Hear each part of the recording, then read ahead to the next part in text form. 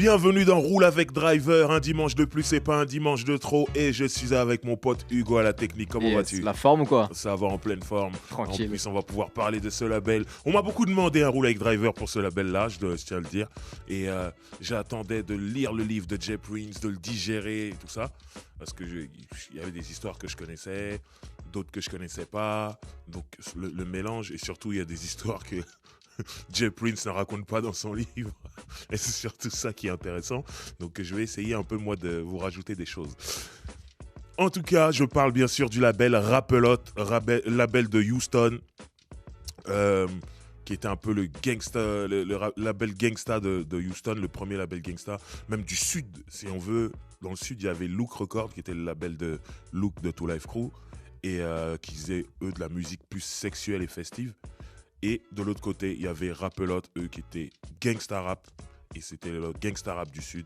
Donc on va vous conter l'histoire de ce label. Ils ont produit énormément d'albums, d'artistes, de disques. On va pas jouer tout aujourd'hui, c'est pas possible. Donc on parlera pas de tout. J'ai essayé de parler de ce qui pour moi représente les plus importants et des tournants. Donc voilà.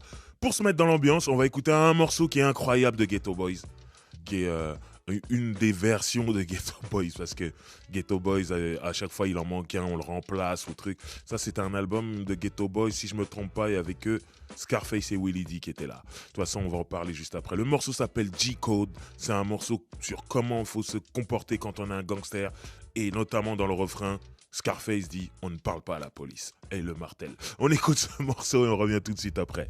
The G-Code, The Ghetto Boys, We Don't Talk to Police. Incroyable morceau. Je tiens à vous dire que tous les morceaux qu'on va jouer aujourd'hui, je suis tellement fier de les jouer aujourd'hui sur OKLM. C'est des morceaux qu'on entend très peu à la radio, voire pas du tout. Je vous ai préparé une belle petite playlist.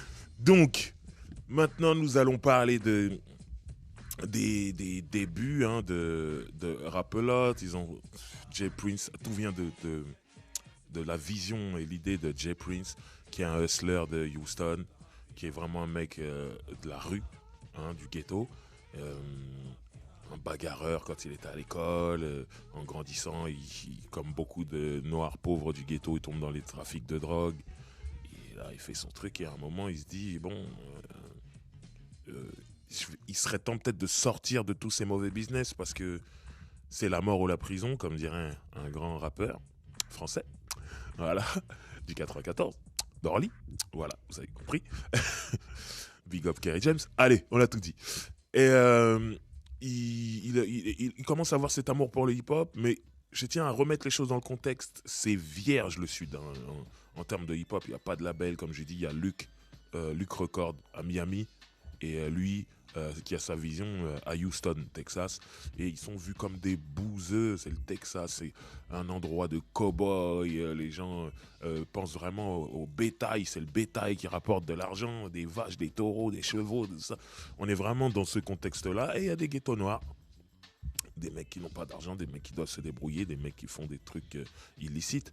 Et lui, à un moment, il décide donc de passer à la musique. Il produira un premier rappeur sans succès, et ensuite, il cherchera un peu la crème de la crème à Houston.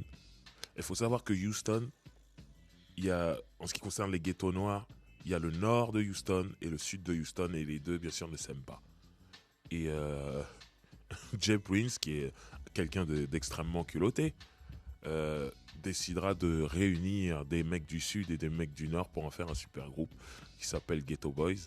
Alors, si je me trompe pas, Scarface est du sud, donc Willie D est du nord. Bushwick Bill, qui est ce rappeur de petite taille. Alors, je tiens à dire tout de suite, je ne sais pas si nain, dire le mot nain est une insulte ou pas, je ne sais pas. En fait, je l'ai toujours dit. Et un jour, quelqu'un m'a dit « Ah non, tu sais, c'est mal perçu, tout ça. » Je ne sais pas. Donc, si jamais je le dis et que c'est vu comme une insulte, excusez-moi, c'était juste de l'ignorance. Mais moi, je pense que ça va.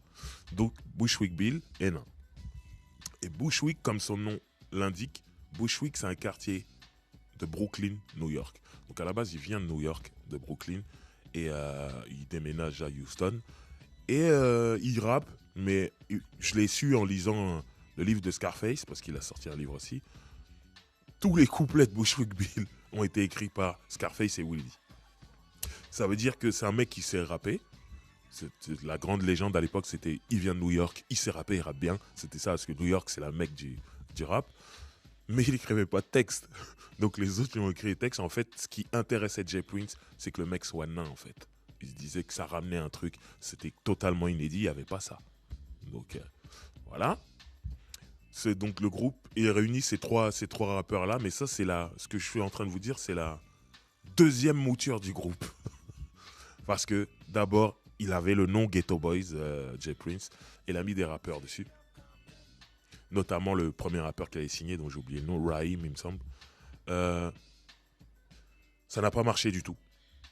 Donc il cherchait la crème de la crème et il a entendu parler de Scarface. Tout le monde disait, il y a ce mec de Southside qui s'appelle Scarface, c'est un tueur. Il est vraiment très fort et tout. Et il l'a rencontré, ils ont discuté. Et à la base, il signait Scarface pour être un solo. Et quand il y a l'album de Ghetto Boys, donc le deuxième album de Ghetto Boys qui a commencé à se faire avec la nouvelle mouture du groupe, il a proposé à Scarface de faire quelques couplets et tout, dont un morceau solo de Scarface, donc que Scarface avait fait pour son album solo qui s'appelait Mr. Scarface. Ils l'ont mis dans l'album de Ghetto Boys et le morceau a pris, c'était la folie. Donc en gros, maintenant t'es vu comme un Ghetto Boys, t'es Ghetto Boys et t'inquiète pas, on fera ton solo plus tard, mais t'inquiète pas. Donc ça a donné un deuxième album qui reprenait certains morceaux du premier, mélangés avec des inédits. Et voilà, et surtout il y avait maintenant Scarface, Willie D et Bushwick Bill au micro. Et il y avait DJ Ready Red qui n'est plus là, rest in peace, qui était le DJ donc. Ils sortent des albums, enfin un album en tout cas. Jay Prince arrive à trouver un deal pour une deuxième version de l'album sur un label. C'est Def Jam en fait, qui n'assumait pas le gangsta rap en vrai. Je m'explique. Def Jam, ils avaient déjà du succès. Mais Ghetto Boys, c'était un groupe très cru. On les appelait les NWA du Sud. C'est les mecs, ils parlaient très mal de la police. Du coup, ils ont subi des critiques dans les médias par rapport à ça. L'album d'après, ils insultent les médias et tout ça. Donc en gros, ils ont vu que Ghetto Boys, ça marchait. Mais ils n'assumaient pas les paroles crues, en fait, de Ghetto Boys. Donc ce qu'ils ont fait, c'est qu'ils ont créé un autre label, Def Jam, qui s'appelait Def America, pour signer Ghetto Boys dessus et en demandant à Ghetto Boys de censurer des choses. Machin. Bon, Ghetto Boys, Jay Prince a signé le contrat parce qu'il y avait un gros chèque. Mais ils n'étaient pas très contents des censures, en fait. Mais bon, du coup, il se dit, l'album d'après, je le fais pas chez Def America. Parce on se sent bridé. Et il trouve un deal chez Priority, qui distribue Ice Cube, qui distribue NWA. Donc c'est vraiment un label qui a l'habitude du gangsta rap. Donc le prochain Ghetto Boys se fera là-bas. Entre-temps, et là c'est un moment légendaire, et ça montre aussi la folie des Américains. Je rigole, mais c'est même pas marrant. Bushwick Bill, donc le petit, se prend la tête avec sa femme. Alors, personne n'était là, tout le monde est en train d'extrapoler sur ce qui s'est vraiment passé, mais il s'embrouille avec sa femme et à un moment, il y a un flingue qui sort. Bushwick Bill est tiré, prend une balle dans l'œil. Maintenant, il y a des gens qui disent qu'il s'embrouille avec sa femme, il a dû commencer à la frapper, et sa femme a sorti le flingue et elle a tiré. Bushwick Bill et sa femme, eux, ils ont une autre raison, une autre explication. Ils disent que Bushwick Bill a tenté de se suicider et que sa femme a tout fait pour l'empêcher. Finalement, la balle est partie, ça lui a touché l'œil. Qui a raison, qui a tort, on ne sait pas. Tout ce qu'on sait, c'est que Bushwick Bill, il aimait bien se défoncer et quand il était défoncé, il faisait n'importe quoi. C'est tout ce qu'on sait. Après, moi, voilà, je ne sais pas qui a raison, qui a tort, mais en tout cas, voilà, l'histoire, c'est ça. Donc, il meurt pas, il prend une balle dans l'œil, il est transporté d'urgence à l'hôpital. Les autres membres de Ghetto Boys sont appelés. Jay Prince est appelé. Et donc, à un moment, il se retrouve sur cette espèce de lit roulant, là, cette espèce de brancard roulant. Il se retrouve là-dessus. Et Jay Prince a cette idée, qui peut être une idée de merde, mais qui est devenue une idée légendaire. Il voit donc Scarface d'un côté, Willie D de l'autre, inquiet pour leur pote, qui s'est fait tirer dessus. Et lui, il dit... Mettez-vous un peu plus comme ça. Il se met de côté et boum, il prend la photo. Et si vous regardez bien cette photo, qui sera la photo de l'album We Can Be Stopped, l'album le légendaire de Ghetto Boys, si vous regardez bien cette photo, Scarface, il est pas prêt. On voit bien que c'est pas, il pose pas. Il est vraiment inquiet, en train de faire son trait. Et Jay Prince dira, cette photo est magnifique, légendaire. J'ai le titre de l'album, We Can Be Stopped. Personne peut nous arrêter. Et ils envoient le truc et ils montrent que même avec l'autre avec un bandage sur l'œil et ces deux acolytes en train de s'inquiéter et de pousser le brancard d'une façon, quoi. On peut pas les arrêter, Ghetto Boys. Ça va plus loin que ça. Donc ils vont faire l'album tout autour. Bushwick Bill sortira de l'hôpital avec un œil en moins. Voilà, et ils vont faire cet album quand même. Et ça sera le plus grand album de Ghetto Boys. Et surtout avec cette pochette légendaire, on voit l'histoire que c'est. Et voilà, en tout cas, ils font disque d'or. Ils vont même tout droit vers le disque de platine. Avec le temps, il l'est devenu. Mais à l'époque, ils étaient disque d'or avec des paroles très crues. Et donc, il y a le single Mind Play Tricks on Me qu'on va écouter juste après avec ce clip incroyable. C'est des morceaux sur la paranoïa. Hein. Il y avait un morceau, j'ai oublié le titre du morceau en tête, mais ouais. Mind of a Terrorist, un truc comme ça. Non, ça c'est Lynch Mob. Mind of a Lunatic. Voilà, c'est bon, je l'ai. Voilà, je confondais avec Lynch Mob. Mind of a Lunatic, incroyable aussi. Scarface aimait beaucoup écrire sur la paranoïa, sur la mort. C'est ce qui fera un rapprochement, qui créera un rapprochement avec un certain rappeur, je vous en parlerai tout à l'heure. Mais voilà, en tout cas, Scarface, c'était vraiment le lyriciste. Willie D, c'était l'énergie. Il avait une grosse voix, un peu comme Chuck D de Public Enemy, il avait une grosse énergie. Et Bushwick Bill, c'était la folie. Lui, il était dans le ce qu'on appelle horrorcore. À un moment, il se comparait à la poupée de Chucky. Il était vraiment dans des délires comme ça. Et puis surtout, il disait des trucs très sales. Là, c'est même le moment d'en parler. Dans un album de Ghetto Boys qui sortira plus tard, qui sera une réunion en fait, il a une parole où il dit je suis petit donc j'aime les petites filles, tu peux m'appeler R. Kelly. Un truc comme ça. Bushwick Bill, c'était la folie. Voilà. Et j'ai déjà rencontré Bushwick Bill un jour, j'étais à LA, voilà, comme d'habitude. En plus, dans la même soirée d'anniversaire où j'ai rencontré la moitié du rap américain, du R&B américain, il y avait Bushwick Bill. J'étais très heureux de le croiser, de le voir comme ça. Mais bref, c'était l'anniversaire de Tank. Voilà, pour les références, le chanteur de R&B. Ghetto Boys, comme je disais, il y a eu une première mouture, il y a eu une deuxième. Et en fait, après le succès de We Can Be Stopped, il commence à avoir des plaintes de certains artistes, notamment Willie D, par rapport à l'argent, qui dit on est des stars, on est reconnus partout, mais je trouve pas qu'on soit si riche que ça. Et en gros, c'est Jay Prince qui nous paye pas comme on doit être payé. Donc, faut savoir que Willie D a un caractère bien trempé. Je m'explique. Il est connu pour la bagarre en main nue, lui, déjà, dans le ghetto. Il cassait la gueule à tout le monde. Et il en est devenu boxeur. À un moment, il était boxeur. Hein. Il y a des vidéos sur YouTube, on le voit, boxeur. Il était même devenu professionnel. Après, il n'a pas pu aller super loin, mais voilà, c'était vraiment un boxeur. Il a même fait un combat d'exhibition. Il y avait des combats comme ça, un peu... Ça arrivait de faire des matchs de basket entre rappeurs, des trucs comme ça. Un jour, ils ont dit un box qui est chaud. Et il y avait Melly Mel, Grandmaster Melly Mel, de Furious 5, le groupe de Grandmaster Flash, c'est-à-dire légendaire à New York. Le mec c'est une armoire. Aujourd'hui, il est musclé comme jamais. Et Willie D, moins musclé, mais qui est dans la boxe aussi. Les deux sont dans la boxe, ils ont accepté de s'affronter. La vidéo est sur YouTube. À un moment donné, Willie D lui met un espèce de coup au corps, dans le foie. L'arbitre arrête le combat.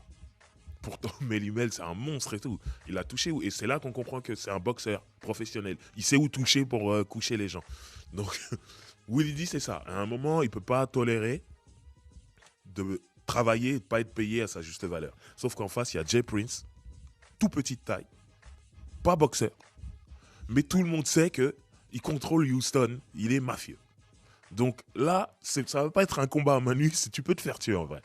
Donc, à l'époque, on n'est pas à l'époque d'Internet. Donc, il fait pas de vagues en faisant une vidéo, des tweets et tout ça. Il dit rien.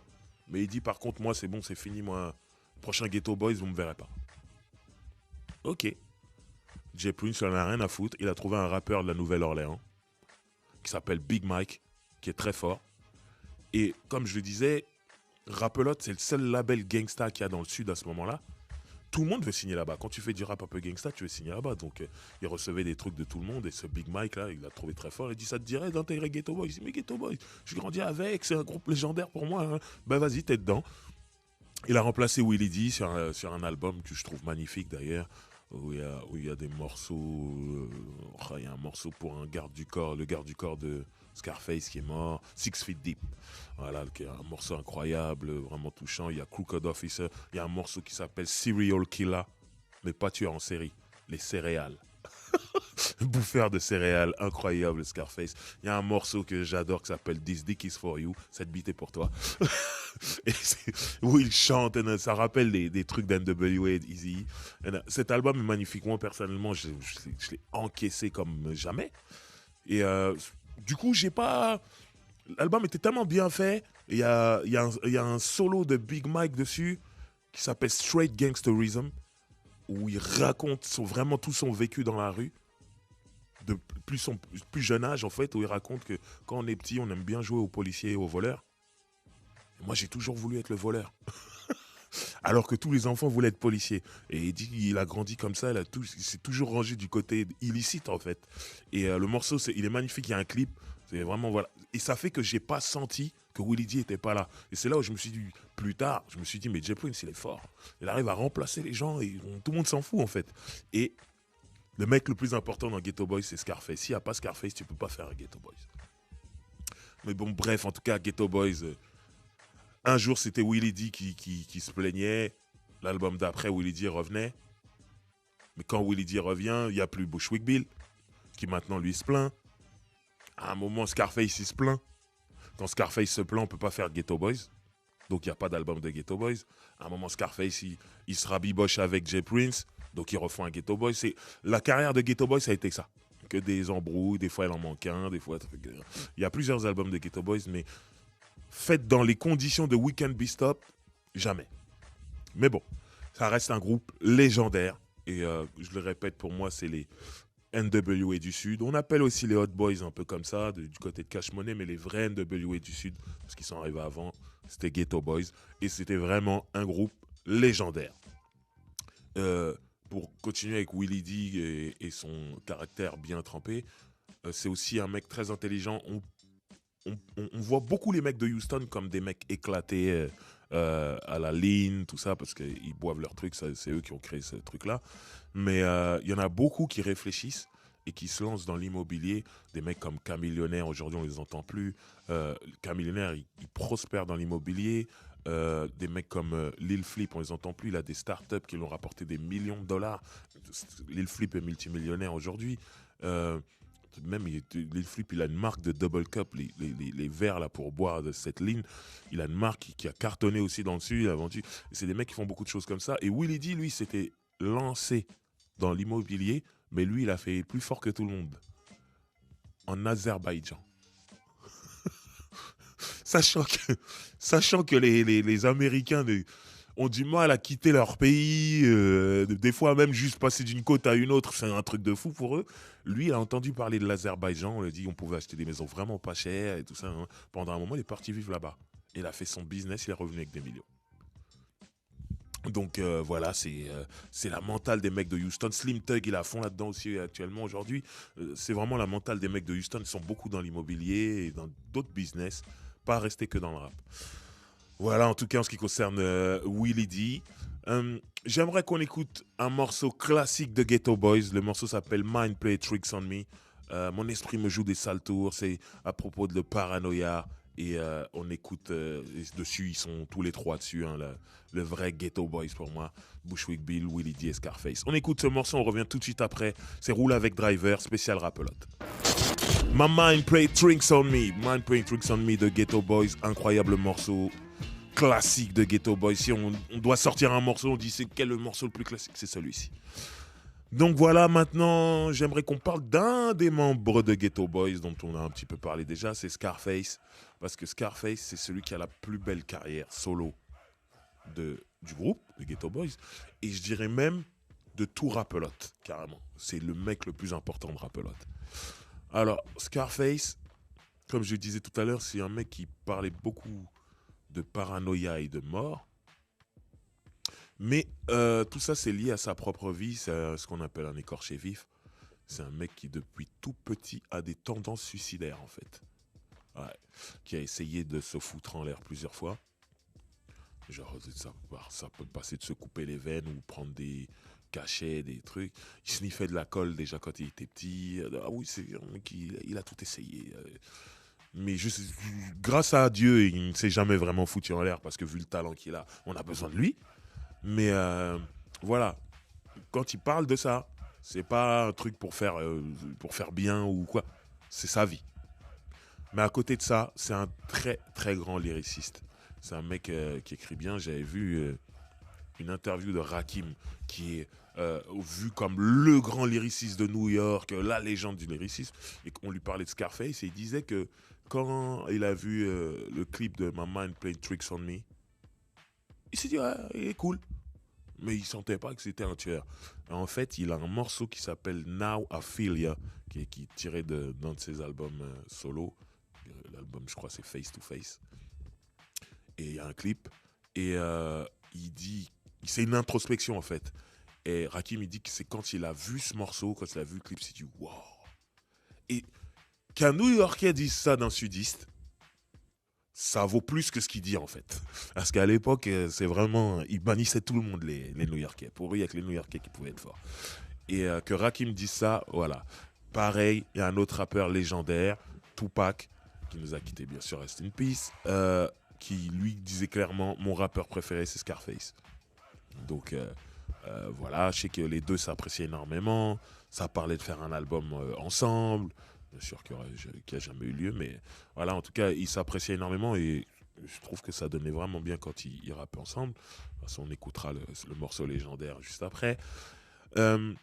C'est un mec qui a fait beaucoup pour le Sud, en fait. Parce que le rap du Sud, c'était vu comme de la musique de strip club. Il raconte rien. Et Scarface, lui, racontait toujours des choses. Donc, c'est en écoutant ce mec-là que les autres ont commencé à se dire, il y a des mecs qui écrivent bien aussi dans le Sud. Donc, c'est vraiment une icône dans le Sud. Et grâce à des gens comme Rakim ou Tupac qui finalement ont dit dans des interviews, ce mec-là est très fort, ce mec-là c'est le meilleur, les gens ont commencé à vraiment l'écouter aussi dans tout le pays en respectant la plume du mec. Et comme je disais, des fois, il s'entendait bien avec Jay Prince, des fois, il s'entendait pas avec Jay Prince, des fois, il faisait des sorties, ça veut dire des interviews où il disait « je ferai plus jamais rien avec Rappelotte et Jay Prince », machin, hein. 2 semaines après, il faisait une vidéo en disant « je m'excuse ». Bon, on, on vous expliquera un peu pourquoi avec le personnage Jay Prince, on en parlera tout à l'heure. Mais voilà, en tout cas, c'était beaucoup Je t'aime, moi non plus. Et un jour, c'est-à-dire là, la musique du Sud commence vraiment à cartonner avec No Limit, de Master P, Cash Money, de Birdman et son frère, Rappelotte toujours là. Les gens commencent à voir que c'est le Sud qui est en train de prendre vraiment le contrôle des ventes. Donc Def Jam se dit, on va ouvrir clairement Def Jam Sud, Def Jam South. Et ils se sont dit, le président, on va mettre un mec, que ce soit une icône dans le Sud, qui est respecté comme ça, il peut signer qui il veut, juste parce qu'il est là, les gens vont signer. Et décide de mettre Scarface président de Def Jam South. Super move, c'est incroyable. Du coup, il signe Ludacris. Voilà, il dit un mec à Atlanta, c'est un tueur, faut le signer. Et eux l'écoutent. Bon, Ludacris cartonne tout, il fait une super carrière. Donc normalement, Scarface, voilà, VIP hein, chez Def Jam. Du coup, ils disent à Def Jam dit à Scarface, on veut sortir ton nouvel album. Lui, il dit oui, il n'y a pas de problème. Moi, de toute façon, je suis plus avec Rappelotte. Donc, il n'y a pas de problème. Je le fais avec vous. Et c'est la première fois, en fait, qu'il reçoit un gros chèque. C'est la première fois que financièrement, il est bien. Alors qu'à ce moment, au moment où il est président de Def Jam South, de Scarface, Il a déjà sorti plein d'albums en solo et avec Ghetto Boys. Ils ont tous marché. Il est censé être riche déjà. Mais tellement Jay Prince ne lui donne pas l'argent qu'il aurait dû lui donner, il n'est pas en sécurité financièrement. Et là seulement, pour la première fois, en signant chez Def Jam en tant que boss de Def Jam South, et en plus pour sortir un album, il dit dans son livre que c'est la première fois que financièrement il est bien. Donc c'est cool pour lui. Il fera cet album qui s'appelle The Fix, qui est un classique aussi. Et moi, quand je vais acheter l'album, je suis au courant de tout ce que je viens de vous dire. Mais quand je retourne le CD, je vois marqué Def Jam, Rap-A-Lot.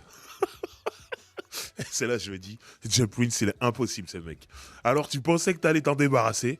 Le mec, il est resté là. Il était là. Il prenait de l'argent encore.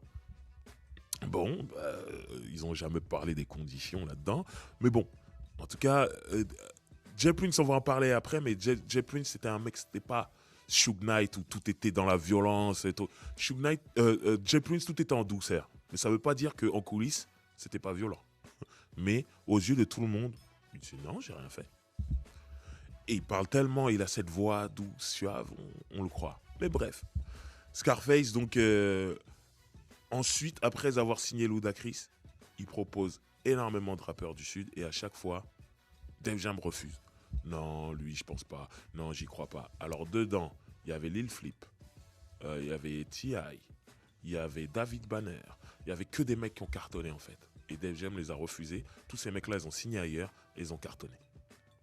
À un moment, Scarface, il en a eu marre, il a dit, vous m'écoutez pas, je sais pas ce que je fais encore ici. Salut.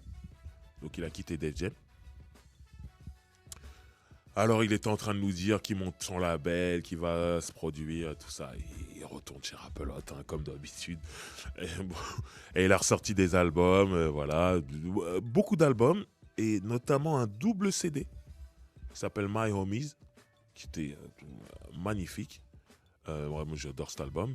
Et le souci, c'est que dessus, il y a un morceau avec Master P et Tupac. Tupac est déjà mort.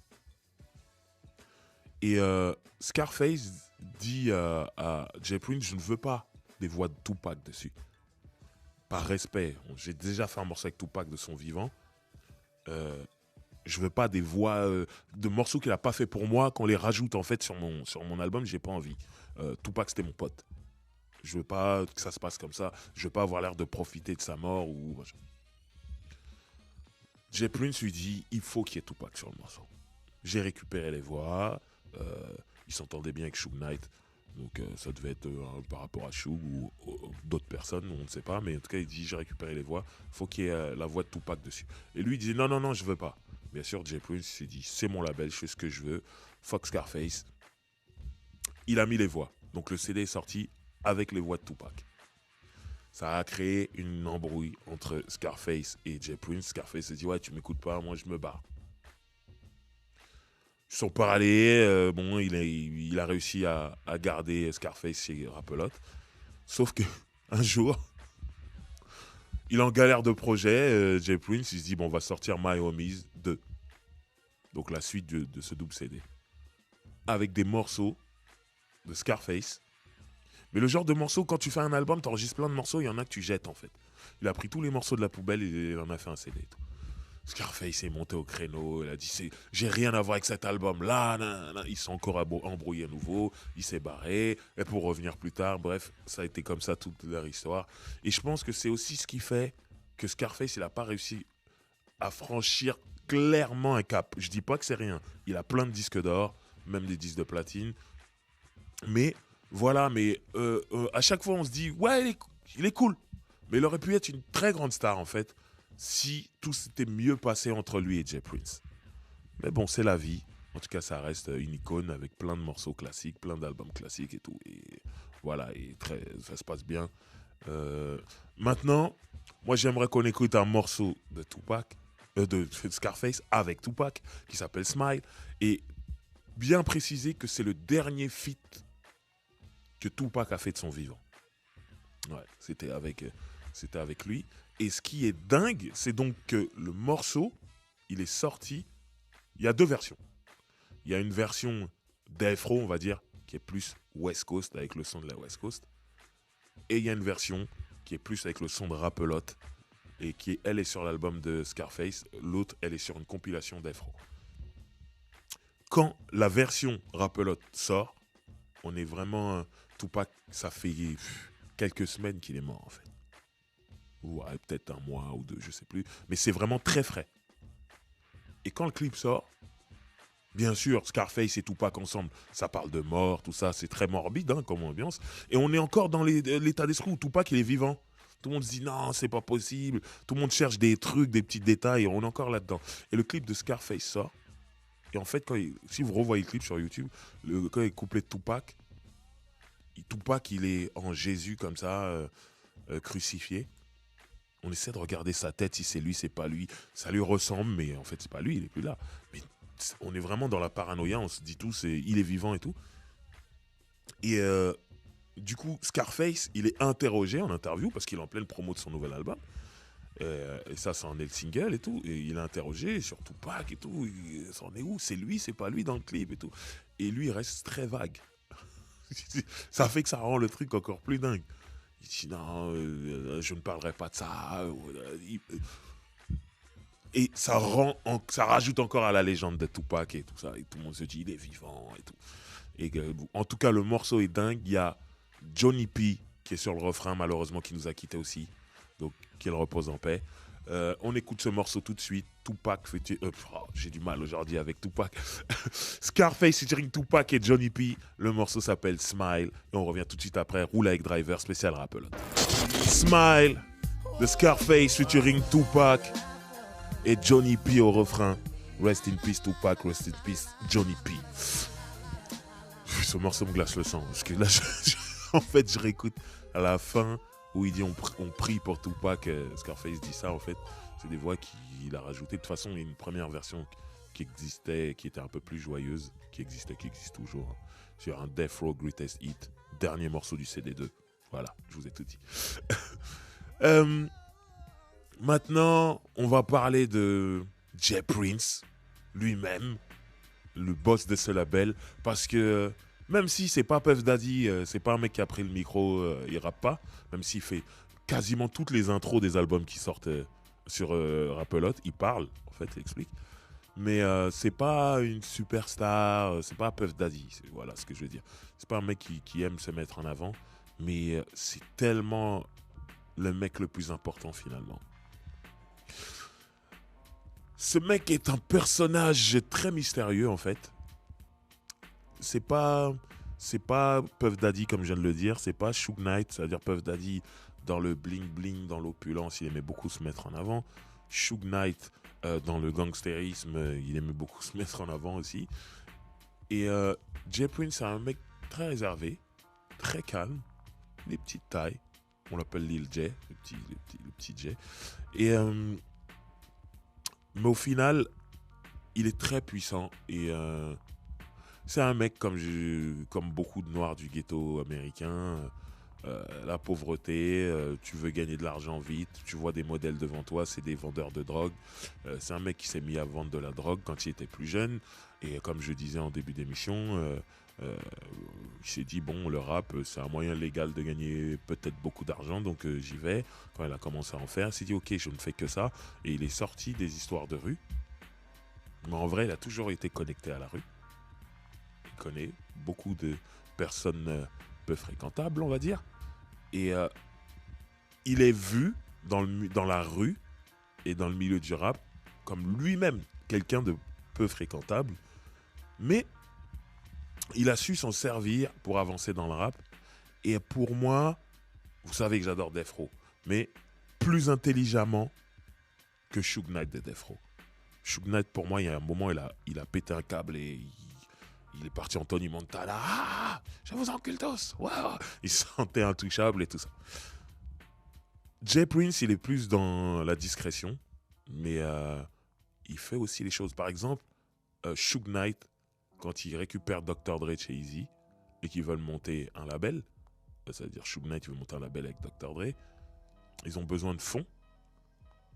Suge Knight, il parle avec Jay Prince, ils se connaissent déjà, et Jay Prince, il dit à Suge Knight, je connais quelqu'un pour toi qui a de l'argent à investir. Mais ce mec-là, il est en prison actuellement. Il s'appelle Ario. C'est un mec de LA qui vendait beaucoup de drogue. Il a des millions à investir et je pense que la musique, ça peut l'intéresser. Comme ça, quand il sort, si ça marche, il est bien. Et Chouk dit ok, mets-moi, organise un rendez-vous et tout, en tôle et tout ça. On connaît l'histoire. Ils ont créé Death Row en fait. Bon, il y avait un autre nom de label d'abord, ce qui est devenu Death Row, avec l'argent d'Ario. C'est tous les millions que Death Row ont généré. Ario n'a jamais rien vu. Et c'est pas faute d'avoir essayé. La femme d'Ario qui a attaqué Suge Knight en justice. Bon, bref, ils n'ont jamais vu d'argent. Mais c'est Jay Prince qui a rapproché les gens, qui a fait l'entremetteur. Donc déjà, quand on cherche de l'argent, même sale, on appelle Jay Prince. C'est bizarre. Quand on habite à Los Angeles, on appelle Jay Prince qui habite à Houston. C'est bizarre. Mais bon, pourquoi pas. Mais voilà, il est à la base de beaucoup de choses. Par exemple, il a beaucoup aidé, par exemple, Puff Daddy à installer la musique de Biggie dans le sud des États-Unis. C'est quelque chose qu'il dit pas, qu'il dit très peu. Mais c'est vrai.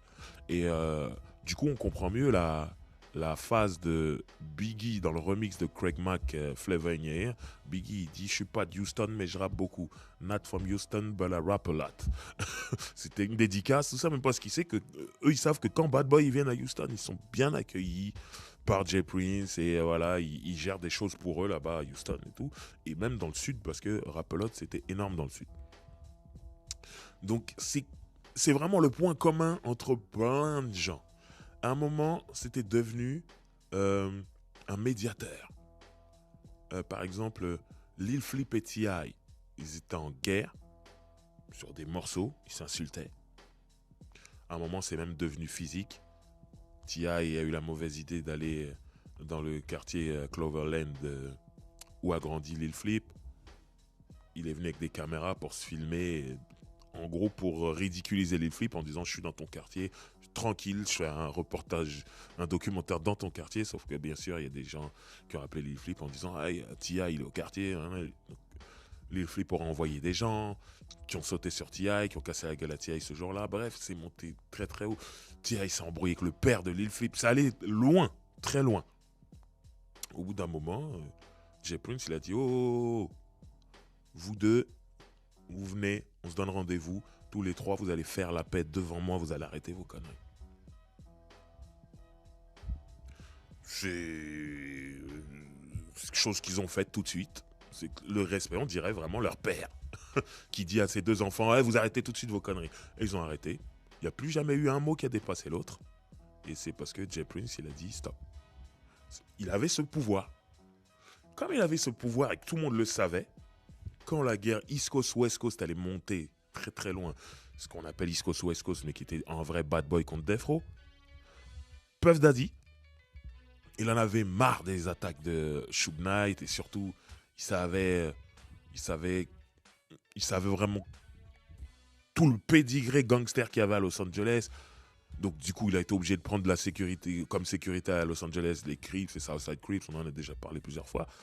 Et au moment où il en a marre, il n'en peut plus, il appelle Jay Prince, qui est à Houston, alors que lui, Puffy, il est à New York, Suge, il est à LA.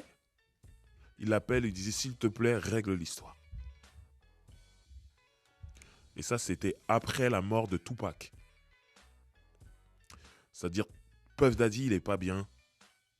Il sent que il pourrait être le prochain, en fait. Donc, il demande à Jay Prince de régler l'histoire, que tout ça s'arrête. Donc, ce que Jay Prince dit OK, comme il connaît très bien Suge Knight. Il va voir Suge Knight, il parle avec Suge Knight, il entend ce que Suge lui dit. Ensuite, il va voir Puff Daddy, il parle d'abord avec Puff Daddy, avant d'organiser un truc à trois. Mais, ce que dit Jay Prince, il dit que quand il a écouté Puff Daddy, il s'est rendu compte que sa version des choses était pas très claire.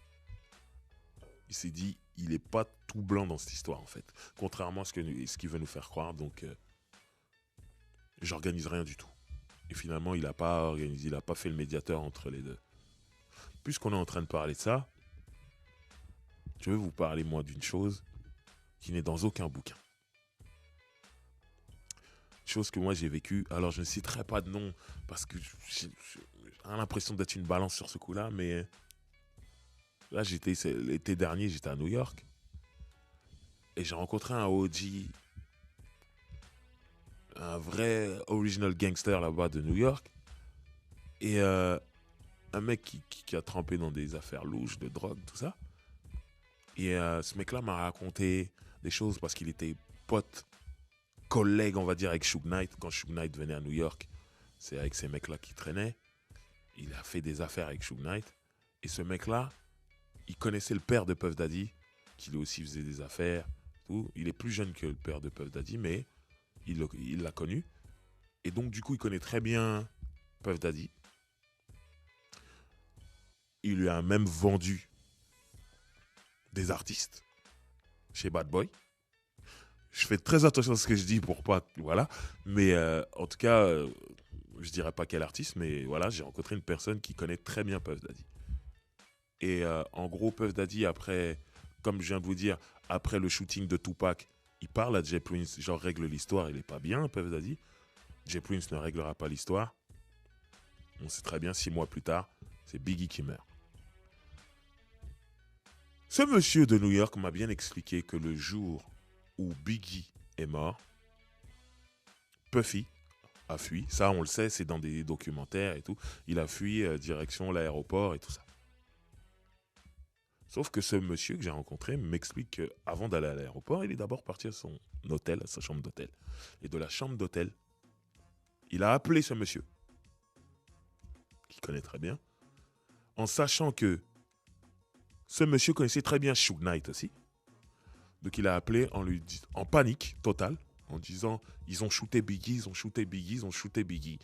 Je suis dans ma chambre d'hôtel et j'ai un flingue avec moi et je vais me foutre en l'air. S'il te plaît, parle à Suge et dis à Suge d'arrêter tout ça. Ou sinon, je me suicide. J'ai un flingue dans ma main. » Et ce monsieur que j'ai rencontré a calmé Puff Daddy en lui disant « Ne fais pas ça, rentre. Et on va calmer les choses, mais Suge Knight, il est en prison. C'est pas lui, il a rien à voir avec tout ça, il est en prison. » Et Puffy disait, oui, mais il peut tout régler, c'est sa ville, il peut tout régler. Donc s'il te plaît, parle-lui. Il disait, je lui parlerai, mais rentre à New York, là tu vas faire n'importe quoi. Et au final, il est rentré à New York et aujourd'hui, il est toujours vivant. Donc quelque part, ce monsieur lui a sauvé la vie. Bref, l'histoire, il y a plein d'autres histoires que je ne raconterai pas parce qu'après, voilà, déjà je me sens un peu mal d'avoir raconté ça. Mais bon, c'est Roulé avec Driver, vous aimez les anecdotes, je vous en ai donné une. Mais tout ça, c'est pour vous revenir à Jay Prince et vous dire que voilà, Jay Prince, il avait senti que Puff Daddy n'était pas clair dans cette histoire. Et en fait, en gros, et ça je l'ai déjà raconté dans le spécial Death Row ou machin ou Bad Boy, je sais plus, les Southside Creep pourraient être aussi les assassins de Biggie parce que à un moment ils réclamaient plus d'argent parce qu'ils avaient tué Tupac et ils réclamaient plus d'argent à Puffy et Puffy n'aurait pas voulu payer, donc en gros ils ont voulu donner une leçon et en gros Puffy le savait et c'est pour ça qu'il a fui comme ça et il se disait c'est ma faute ou quoi. Et Jay Prince, c'est le seul mec qui a dit, en tout cas à LA, parce qu'il était à LA à ce moment-là, qui a dit à Biggie et Puffy de ne pas venir à LA pour c'était les Soul Train Awards là. Ne venez pas à LA, j'entends des trucs dans la rue, vous allez vous faire fumer. Jay Prince, il les a prévenus. Et ça, c'est partout sur Internet maintenant. C'est dans le livre de Jay Prince, il a dit, je leur ai dit de ne pas venir à LA. J'entends des choses dans la rue, vous allez vous faire fumer. Et ils sont venus quand même. Donc, c'était évitable. Mais ça, c'est pour montrer encore la puissance de Jay Prince. On est à Los Angeles. On n'est pas à Houston. Il entend déjà dans la rue qu'il y a un truc qui se prépare contre Biggie et Puffy. Il a appelé les autres en disant « venez pas, c'est chaud pour vous ici ». Et ils sont venus, on connaît le résultat. Donc c'était évitable. Comme j'expliquais dans le spécial Tupac, le soir de Las Vegas, là, c'était évitable. Et bah, cette histoire où Biggie se fait tuer à LA, c'était évitable aussi. Jay Prince, tout le monde sait que Jay Prince, il parle jamais dans le vent. Il vous a dit de pas venir, vous aurez dû l'écouter. Mais bon, c'est triste, on peut plus refaire l'histoire. En tout cas, voilà, Jay Prince, c'était ce genre de personne-là. Il a aussi géré une histoire sombre avec entre P.M.C. et Master P. Master P avait invité à plusieurs reprises Pimp C sur ses projets, sur ses albums. Et en fait, il y a un morceau sur lequel Pimp C estimait ne pas avoir été assez payé. Donc il a commencé à faire des concerts en disant Master P c'est un escroc, au micro, comme ça, il disait partout. On sait tous que Pimp C n'avait pas sa langue dans sa poche en plus. Partout où il allait, à la radio, partout il disait Master P c'est un escroc, il me doit de l'argent, il me doit de l'argent. Sauf que Master P il estimait qu'il avait payé ce qu'il devait à Pimp C et que du coup Pimp C lui manquait de respect. Donc la légende dit que Master P est venu avec des gars à lui. Master P a sorti son flingue, il a mis des coups de crosse à Pimp C. Et après ils l'ont kidnappé. Clairement. Après, il y a des gens ont su, il y a eu des coups de fil qui sont arrivés jusqu'à Jay Prince. Et à ce moment-là, Jay Prince s'apprêtait à signer Pimp C chez Rap-A-Lot. Donc il s'est dit, hey, Pimp C c'est la famille. Et surtout, Master P et Jay Prince s'entendent très bien. Jay Prince c'est le père de tous les mecs du sud, là, Cash Money, No Limit. Hein, donc tout le monde l'appelle pour demander conseil. Donc il l'appelle Master P. Il dit, on m'a dit que tu détenais Pimp C. Pimp C, ça va devenir mon artiste. Donc c'est Rap-A-Lot. Master P dit, ouais, mais il manque trop de respect, tout ça. Moi, c'est pour ça que j'ai fait ça. Il dit, ok, je te comprends. D'un côté, il y en a un qui pense que tu lui dois de l'argent. Toi, tu penses qu'il te manque de respect. Je vous comprends tous les deux. Mais Pimp C, c'est un artiste de Rap-A-Lot maintenant. Dans quelques semaines, ce sera un artiste de Rap-A-Lot. Donc c'est ma famille. Donc tu vas le relâcher. Moi, je m'engage à ce qu'ils ne disent plus jamais un mot déplacé sur toi, parce que t'es mon gars. Mais toi aussi, tu dis plus rien sur lui, c'est fini, les gars. Maintenant, c'est mon artiste, c'est fini. Ok. Il n'y a plus jamais eu un mot qui dépassait l'autre des deux côtés. Et Jay Prince, c'était ça. Jay Prince, il avait vraiment ce truc mafieux. Les mecs de Houston, ils adorent l'immobilier, ils achètent des maisons dès qu'ils ont de l'argent. La légende dit que la moitié de la ville est à lui. Dès que tu loues une baraque, quelque part, tu donnes de l'argent à Jay Prince. Et tout ça, ça arrive aux oreilles, sachant que les Américains, ils ont la hip-hop police. Donc ils se disent, lui, il faut le faire tomber. Il est dans des business louches, ça ne peut pas être que le rap qui lui ramène tout cet argent. Donc ils ont cherché à le faire tomber jusqu'aujourd'hui. Ils n'arrivent pas. Et un jour, Pimp C a des problèmes avec la justice.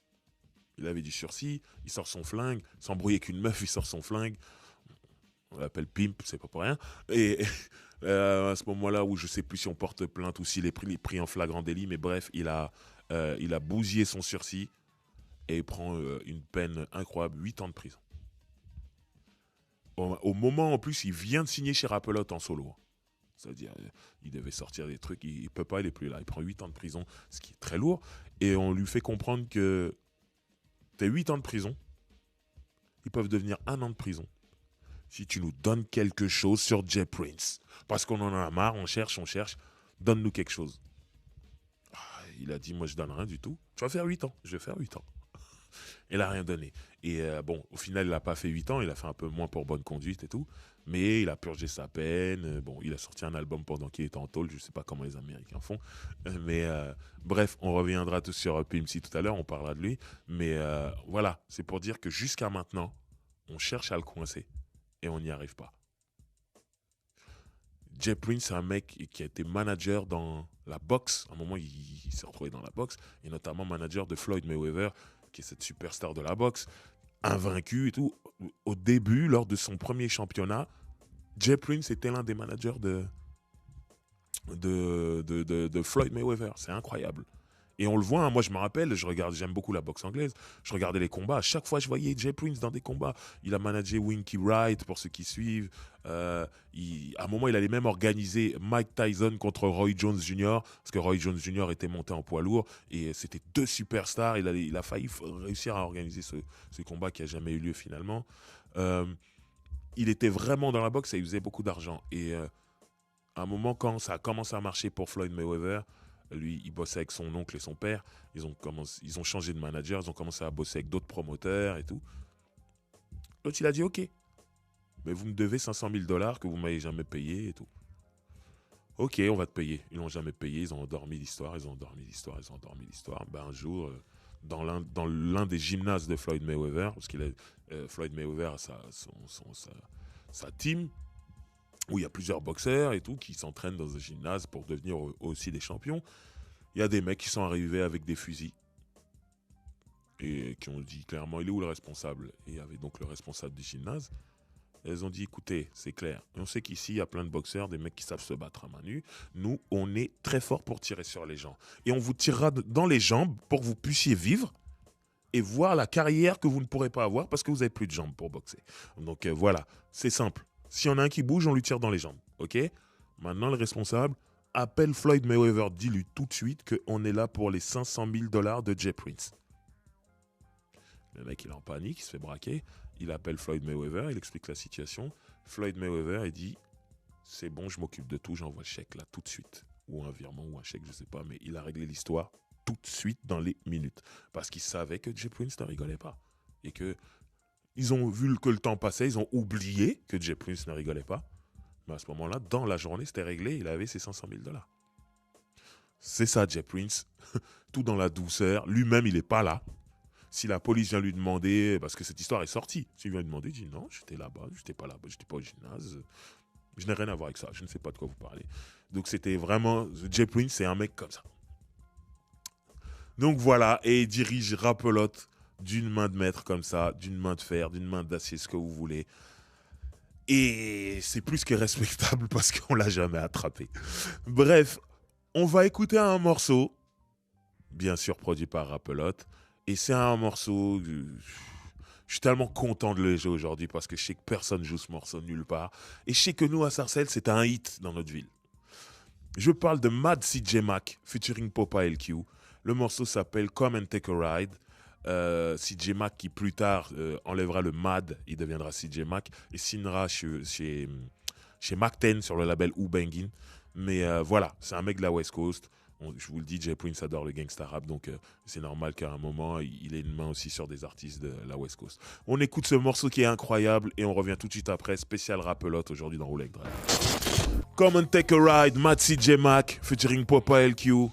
Quel morceau incroyable pour tous mes riders, pour tous les gens qui aiment tourner en voiture en n'ayant pas de but précis, jusque tourner en voiture. C'était la chanson parfaite. Maintenant, on va rester sur la West Coast. On va parler de Yukmouth de Loonies, qui lui aussi s'est retrouvé à signer chez Rapelote en solo. Donc, Yukmouth, c'est un mec de Oakland sur la baie, du groupe Loonies, qui est composé de lui et Numskull. À un moment donné, les gens, et c'est souvent comme ça malheureusement dans les groupes, il y a toujours un préféré. Donc les gens commencent à dire oui, Yukmouth, il a un truc en plus, il a un truc en plus. Rapelote décide de le signer en solo. Ce qui crée un peu des tensions dans le groupe. Numskull le prend mal quand Yukmouth vient lui dire ouais voilà je vais signer chez Rapelote en solo. Il dit ah tu veux tuer le groupe et tout. Et lui dit non, si on refait le groupe dès que je termine mon solo, après on fait un album de groupe, on alterne et tout. Il dit non, tu veux tuer le groupe, si c'est ça, moi aussi je vais signer en solo quelque part et tout. Bon, le problème de Numskull, c'est qu'il a surtout signé en prison. Il est passé en prison à ce moment-là. Et pendant ce temps-là, donc Yukmouth a fait sa carrière solo en signant chez Rapelote. Et il faut savoir que peu de temps après cette signature, Jay Prince, Irv Gotti de Murder Inc. et Suge Knight de Death Row, ils décident de s'unir en disant il faut qu'on crée une super distribution parce qu'en fait, on a tout, on est producteur. Mais il n'y a que la distribution qu'on n'a pas. On est toujours obligé de signer avec des distributeurs, ce qui nous fait céder une partie de l'argent, alors qu'on a tous les moyens de le faire si on s'unit. Donc à un moment donné, il y avait des ponts sur des albums de Murder Inc. qu'on pouvait voir Crooked I qui était signé chez Death Row à l'époque. Ja Rule pouvait obtenir des voix de Tupac qui n'était plus là, comme ça. Donc il y avait des mecs de Rapelote qui étaient sur des trucs Death Row. Bref, ils se mélangeaient tous. Et en tout cas, Yukmouth, il sort plusieurs albums en utilisant souvent le mot thug, Thug Lords, tout ça. Il avait vraiment tout un concept autour de ça. Et Jay Prince aimait beaucoup Yukmouth. C'était un de ses chouchous, vraiment. Et il y a eu un moment, on va écouter le morceau juste après, il y a eu un moment où Yukmouth a décidé de s'en prendre à Master P. En disant que Master P se prenait pour Tupac. Et que tout ce qu'il produisait, c'était des copies de quelque chose. Et il a fait un morceau qu'on va écouter juste après, où sur tout le couplet, comme ça, il attaque Master P. Master P, c'est pas un bouffon. Comme je vous l'expliquais tout à l'heure avec Pimp C, il monte au créneau direct. Donc il voulait la peau de Yukmouth. Mais bien sûr, Jay Prince, il a appelé Master P. Oh, avec sa voix, non, tu ne le touches pas. C'est mon artiste, c'est Rapelote.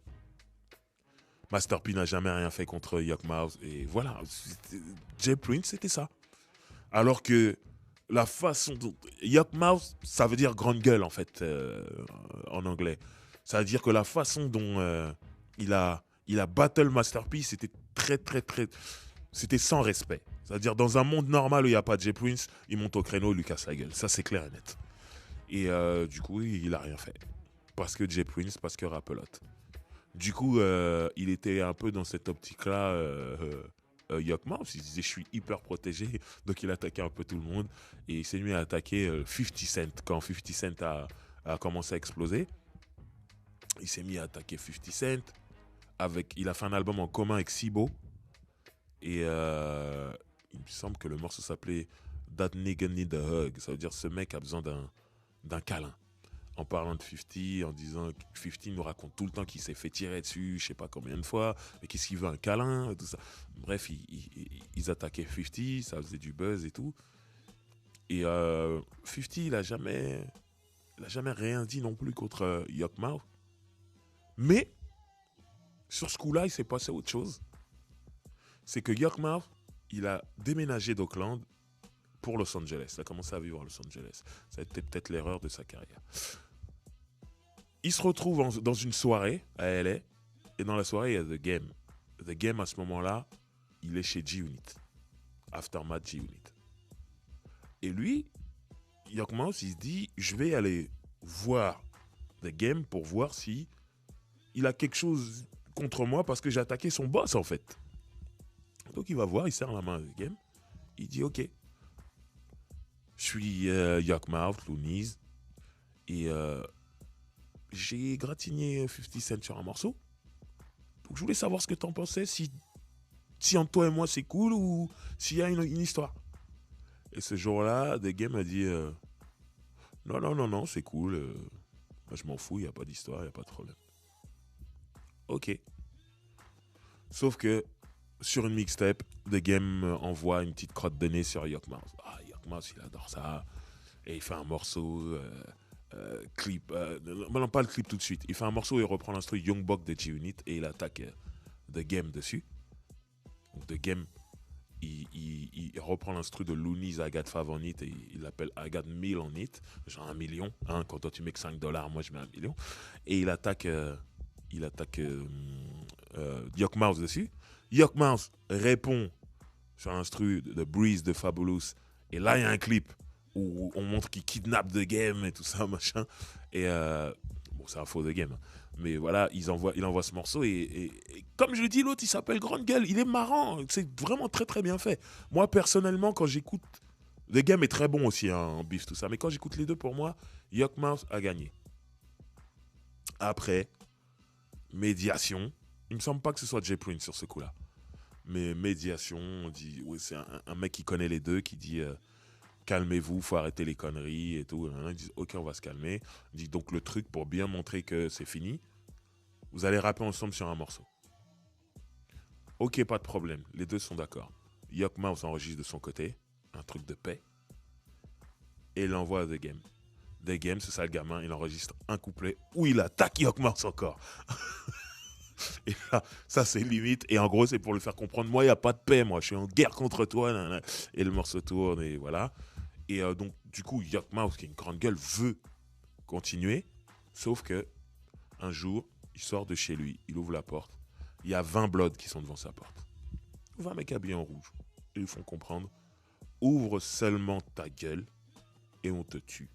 Toi et toute ta famille, comme tu le vois, on sait où t'habites. Yukmouth n'a plus jamais parlé. Voilà. Et sur ce coup-là, en fait, Jay Prince était trop loin et c'est le seul moment où il n'a pas pu gérer. Parce que l'autre, il habitait à Los Angeles et il était entouré de blood, en fait. C'est pas comme s'il était à Oakland où là, les KRA, il les connaît, il pouvait avoir des mecs pour le défendre. Là, il était entouré de blood et machin. Mais bon, finalement, tout s'est calmé, voilà. Yacht Mouse a repris sa vie et tout. Mais en tout cas, il n'était pas très en sécurité à Los Angeles. Et il lui arrivait même de se faire dépouiller une fois. C'est lui-même qui raconte l'histoire. L'histoire est connue, mais il l'a racontée en rigolant la fois, par des mecs, des bloods. Il y a un mec qui lui a mis une patate par derrière. Il s'est retrouvé couché, endormi, assommé. Et on lui avait fait les poches, on lui avait arraché ses chaînes et tout. Mais ce groupe de personnes dedans, il y a Suge Knight qui était là. Donc tout le monde a mis partout. Oui, il a été agressé par Suge Knight. C'était dans les journaux et tout. Et il y a comment j'ai dit non, Suge Knight, il était juste là, mais il m'a rien fait. Tu sais, il est pote avec Jay Prince, tout ça. Non, ça n'a rien à voir. C'est pas lui. Bon, il était dedans, il a rien empêché non plus. Hein.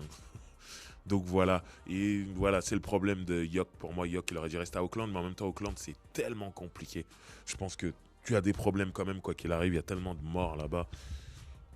Mais bref, en tout cas, on va écouter un morceau de Yok Mouse, donc Somebody Gotta Die Tonight, avec Tech-9 qui faisait partie du crew de Yok Mouse qui s'appelait The Regime, où il y avait des mecs de la baie et des mecs de Kansas City, sachant qu'à l'époque, ils étaient très potes jusqu'à la mort de Mac Dre, qui est un mec de la baie qui a été assassiné à Kansas City. Et à partir de ce moment-là, les mecs de la baie, les mecs de Kansas City se sont fait la guerre. D'ailleurs, de sources sûres, hein, ça a été dit, le mec qui a tué Mac Dre serait mort, assassiné par des mecs de la baie. C'est pas même que c'est Mac Minister, si je me trompe pas. Bref, c'était à l'époque donc où ils étaient potes. Donc sur le morceau, il y a donc, comme je disais, Tech-9, il y a Fatal Hussein de Outlaws, le crew de Tupac, qui avait signé chez Rappelotte. Donc voilà. Et il y a un chanteur qui s'appelle Benjelino. Et voilà, on écoute le morceau. Écoutez vraiment le dernier couplet, c'est celui de Yok Mouse, celui où il s'en prend à Master P. Alors, quand même, je tiens à raconter quand même cette anecdote avant d'envoyer le morceau. J'avais rencontré Yok Mouse à Los Angeles, dans le centre commercial Beverly Center. Quand je le vois, oh, Yok, je viens de France, dans ce que tu fais, on prend une photo. Et je lui dis, le morceau où t'attaques Master P, il est incroyable.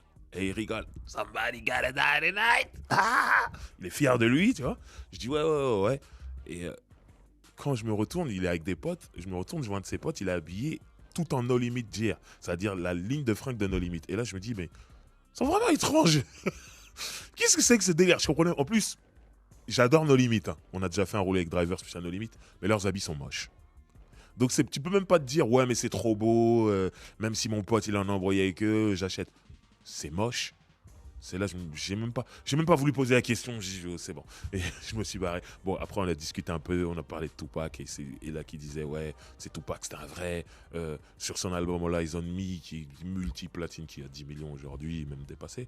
Il dit, il y a des mecs comme Sibo, Bill Legit. C'est des mecs underground de la baie. Et ils sont sur cet album-là. Il dit, c'est ça qu'on aimait avec Tupac. C'est que lui, il pensait que tout le monde, il collaborait avec les stars et même les petits et tout ça. Donc, c'est ce que je dis petit, entre guillemets. Donc, voilà. C'était ma rencontre avec Yok. On écoute le morceau Somebody Gonna Die Tonight et on revient tout de suite après. C'est Roule avec Driver, spécial Rappelotte. On vient d'écouter Somebody Gonna Die Tonight de Yok Mouse featuring Tech-9, Benjelino au refrain, Fatal Hussein. Et il y a ce mec à la fin qui imite Tupac. Hein. C'est pas Tupac. Hein. Il a la même voix. J'ai oublié son nom. Il y avait 2-3 mecs qui imitaient Tupac. Là, il y avait Lucky Luciano. Il y en avait un autre. J'ai oublié son nom. Et c'est lui là. Mais j'ai plus son nom là tout de suite. De toute façon, les internautes, je vous compte sur vous. Je sais que vous allez tweeter. Vous savez de qui je parle. Mais surtout dire que le morceau c'est une reprise du morceau When We Ride de Tupac sur All Eyes on Me. Morceau incroyable. Il est super bien repris là-dessus. Et vous avez entendu ce couplet de Yok Mouse. Incroyable sur Master P. Master P, moi je te kiffe, t'es mon gars. Mais bon, faut reconnaître que ce 10 était magnifique. Maintenant, j'aimerais qu'on parle d'un groupe de Chicago, signé toujours chez Rappelotte, qui s'appelle Do or Die. Chicago, faut savoir qu'il y a Chicago et il y a Oakland. C'est les deux villes de pimp. Ils parlent de Mac, de tout le temps, de prostituées et tout ça. Machin. Et Do or Die, c'était ça. C'était un groupe qui parlait de ça. Et dans le Midwest, cette partie-là, que ce soit Chicago, Détroit, Cleveland, c'est des endroits où ils maîtrisent le fast flow. Ce truc où tu rappes très vite. Il y a des exemples à Cleveland, à Bone Thugs and Harmony, à Détroit, on a Eminem. À Chicago, il y avait déjà Twista, Crucial Conflict. Tout ça, c'est des gens qui rappent très vite. Et Do or Die, ils s'inscrivent là-dedans. C'est des mecs qui rappent très vite. Et surtout, on a une époque où Bone Thugs and Harmony, ils ont débroussaillé le truc dans le sens où tu peux rapper très vite, faire des tubes quand même, et vendre beaucoup de disques. Bone Thugs and Harmony, c'est vraiment eux qui ont ouvert la voie là-dedans. Je dis pas qu'ils ont inventé le fast flow, mais en tout cas, c'est eux qui ont eu énormément de succès. Donc, tu pouvais signer des groupes comme ça. Crucial Conflict, ça a marché aussi. Ça faisait des disques d'or. Et là, Rap-A-Lot, il décide de signer ce groupe de Chicago, Do or Die. Donc, il y a un des rappeurs d'ailleurs qui s'appelle AK-47, AK-47, pour dire que la façon dont il rappe, c'est des balles à répétition, il envoie des rafales, tout ça. Et vraiment, il parle beaucoup d'histoires de pipe. Et moi, l'anecdote que je voulais vraiment retenir, elle concerne Twista. Même si Twista n'est pas signé chez Rap-A-Lot, mais pour que vous compreniez ce que Do or Die a ramené à Twista. Twista, il rappait comme ça avant eux. Il est de Chicago aussi, c'est un OG là-dedans. C'est-à-dire dans le début des années 90, moi je regarde MTV Rap chez moi. Je fais partie de ces privilégiés qui ont MTV. Et je vois ce mec qui s'appelait Tongue Twista à l'époque. Tongue, c'est la langue à ce moment-là. Donc Twista, c'est comment on appelle ça, un tsunami, truc, machin. En gros, c'est sa langue, il fait bouger sa langue comme un twister, et tout. Voilà, ça va très vite. En gros, ce mec-là, entre guillemets, c'est un peu une bête de foire. Il sort un album qui marche pas. Mais moi et tous ceux qui écoutent du rap à ce moment-là, on est tous impressionnés par son flow. C'est la première fois qu'on entend un mec rapper aussi vite. Mais c'est un peu une bête de foire. On l'appelle dans MTV Rap en fait. Des fois, on passe son clip, il est invité, on lui dit vas-y rap, chrono, combien de mots tu peux dire en tant de secondes, nanana. Et lui, ça tue, on est content. Mais son album, il marche pas en fait. Tout ce qu'on retient, c'est il rappe vite. Donc au final, c'est une légende parce qu'il rappe vite. Le livre des records, le Guinness, là, il est dedans pendant plusieurs années consécutives comme le mec qui rappe le plus vite. Et l'année où il est dépassé par quelqu'un d'autre, c'est un mec de son crew, Speed Not Mobster. Donc c'est vraiment un truc de Midwest, de toute cette région-là, les mecs, ils rappent vite et tout. Et lui, en fait, son album, il marche pas. Il se fait virer de la maison de disques. À Chicago, c'est une légende. Mais il a pas de thune, le mec. Donc il déprime. Et à un moment, il faut bien qu'il gagne sa vie. Et il se retrouve à travailler dans un car wash. Il lave des voitures pour les gens. C'est super dur et tout. Sauf que le jour où il commence, et il est là prêt à laver une voiture, et le premier mec à qui doit laver la voiture, le mec dit mais t'es Tongue Twista? Qu'est-ce que tu fais là, mec? Ah, il rigole, on se moque de lui. Il le prend mal. Il jette tout. Il ne veut pas, il rentre chez lui et il déprime. Il est mal, il reste chez lui enfermé dans le noir pendant longtemps. Il déprime. Jusqu'au jour où il reçoit un coup de fil de Rap-A-Lot, enfin de Do or Die, parce qu'ils sont de Chicago d'abord, en disant voilà, Twista, il laisse un message sur le répondeur en disant nous, on vient de signer chez Rap-A-Lot, on est en train d'enregistrer l'album, on aimerait que tu sois dessus, pour nous t'es une légende, nous on rappe vite, parce que t'as rappé vite toi, donc on peut pas sortir notre premier album sans toi, donc on aimerait vraiment que tu sois sur un morceau. Il écoutera sa messagerie beaucoup plus tard, parce qu'il déprimait. Et quand il écoute, il se dit ah, il y a des gens qui me respectent. Bon, je vais rappeler les mecs, et voilà. Et ils enregistrent, pas un morceau, ils enregistrent 2 morceaux pour l'album. Tellement les mecs sont contents et tout ça. Dont le fameux morceau Po Pimp qu'on va écouter juste après. Ce morceau, en single, disque d'or. L'album, disque d'or. Et il y a Twista dessus qui fait le dernier couplet qui est juste magique. Donc tout le monde se rappelle. Ah ouais, mais Twista, il était trop fort. À ce moment-là, il s'appelle plus Tongue Twista, il s'appelle Twista tout court. Et tout le monde se dit, ah, et là, c'est reparti en fait. Il monte son label, il signe un deal. Et il commence à sortir des albums, des albums de lui et de son groupe aussi. Et surtout, tous les morceaux, les hits qui sont joués à la radio à Chicago, il fait des remixes, c'est featuring Twista à chaque fois. Et là, Chicago recommence à le supporter et tout. Et là, à ce moment-là, il tue tout. Et Jay-Z, qui lui aussi est arrivé par un fast flow, en vrai, il est très sensible à ça, il adore Twista, il lui dit je veux te signer chez Rocafella. Sauf que ça y est, il a signé chez Atlantic, il peut pas. C'est trop tard, il est sous contrat. Moi, il dit c'est pas grave, tu feras partie du crew. Et c'est pour ça qu'on le retrouve sur des albums de Kanye West, même si Kanye West est de Chicago aussi, ils se connaissent de Chicago. On retrouve sur des albums de Jay-Z et tout ça. Il était très proche de Rocafella par rapport à ça. Et tout est reparti pour lui, et notamment son album Kamikaze, qui sortira avec le morceau Slow Jam avec Kanye West. Là, ça devient une star, mais il vient de là, en fait.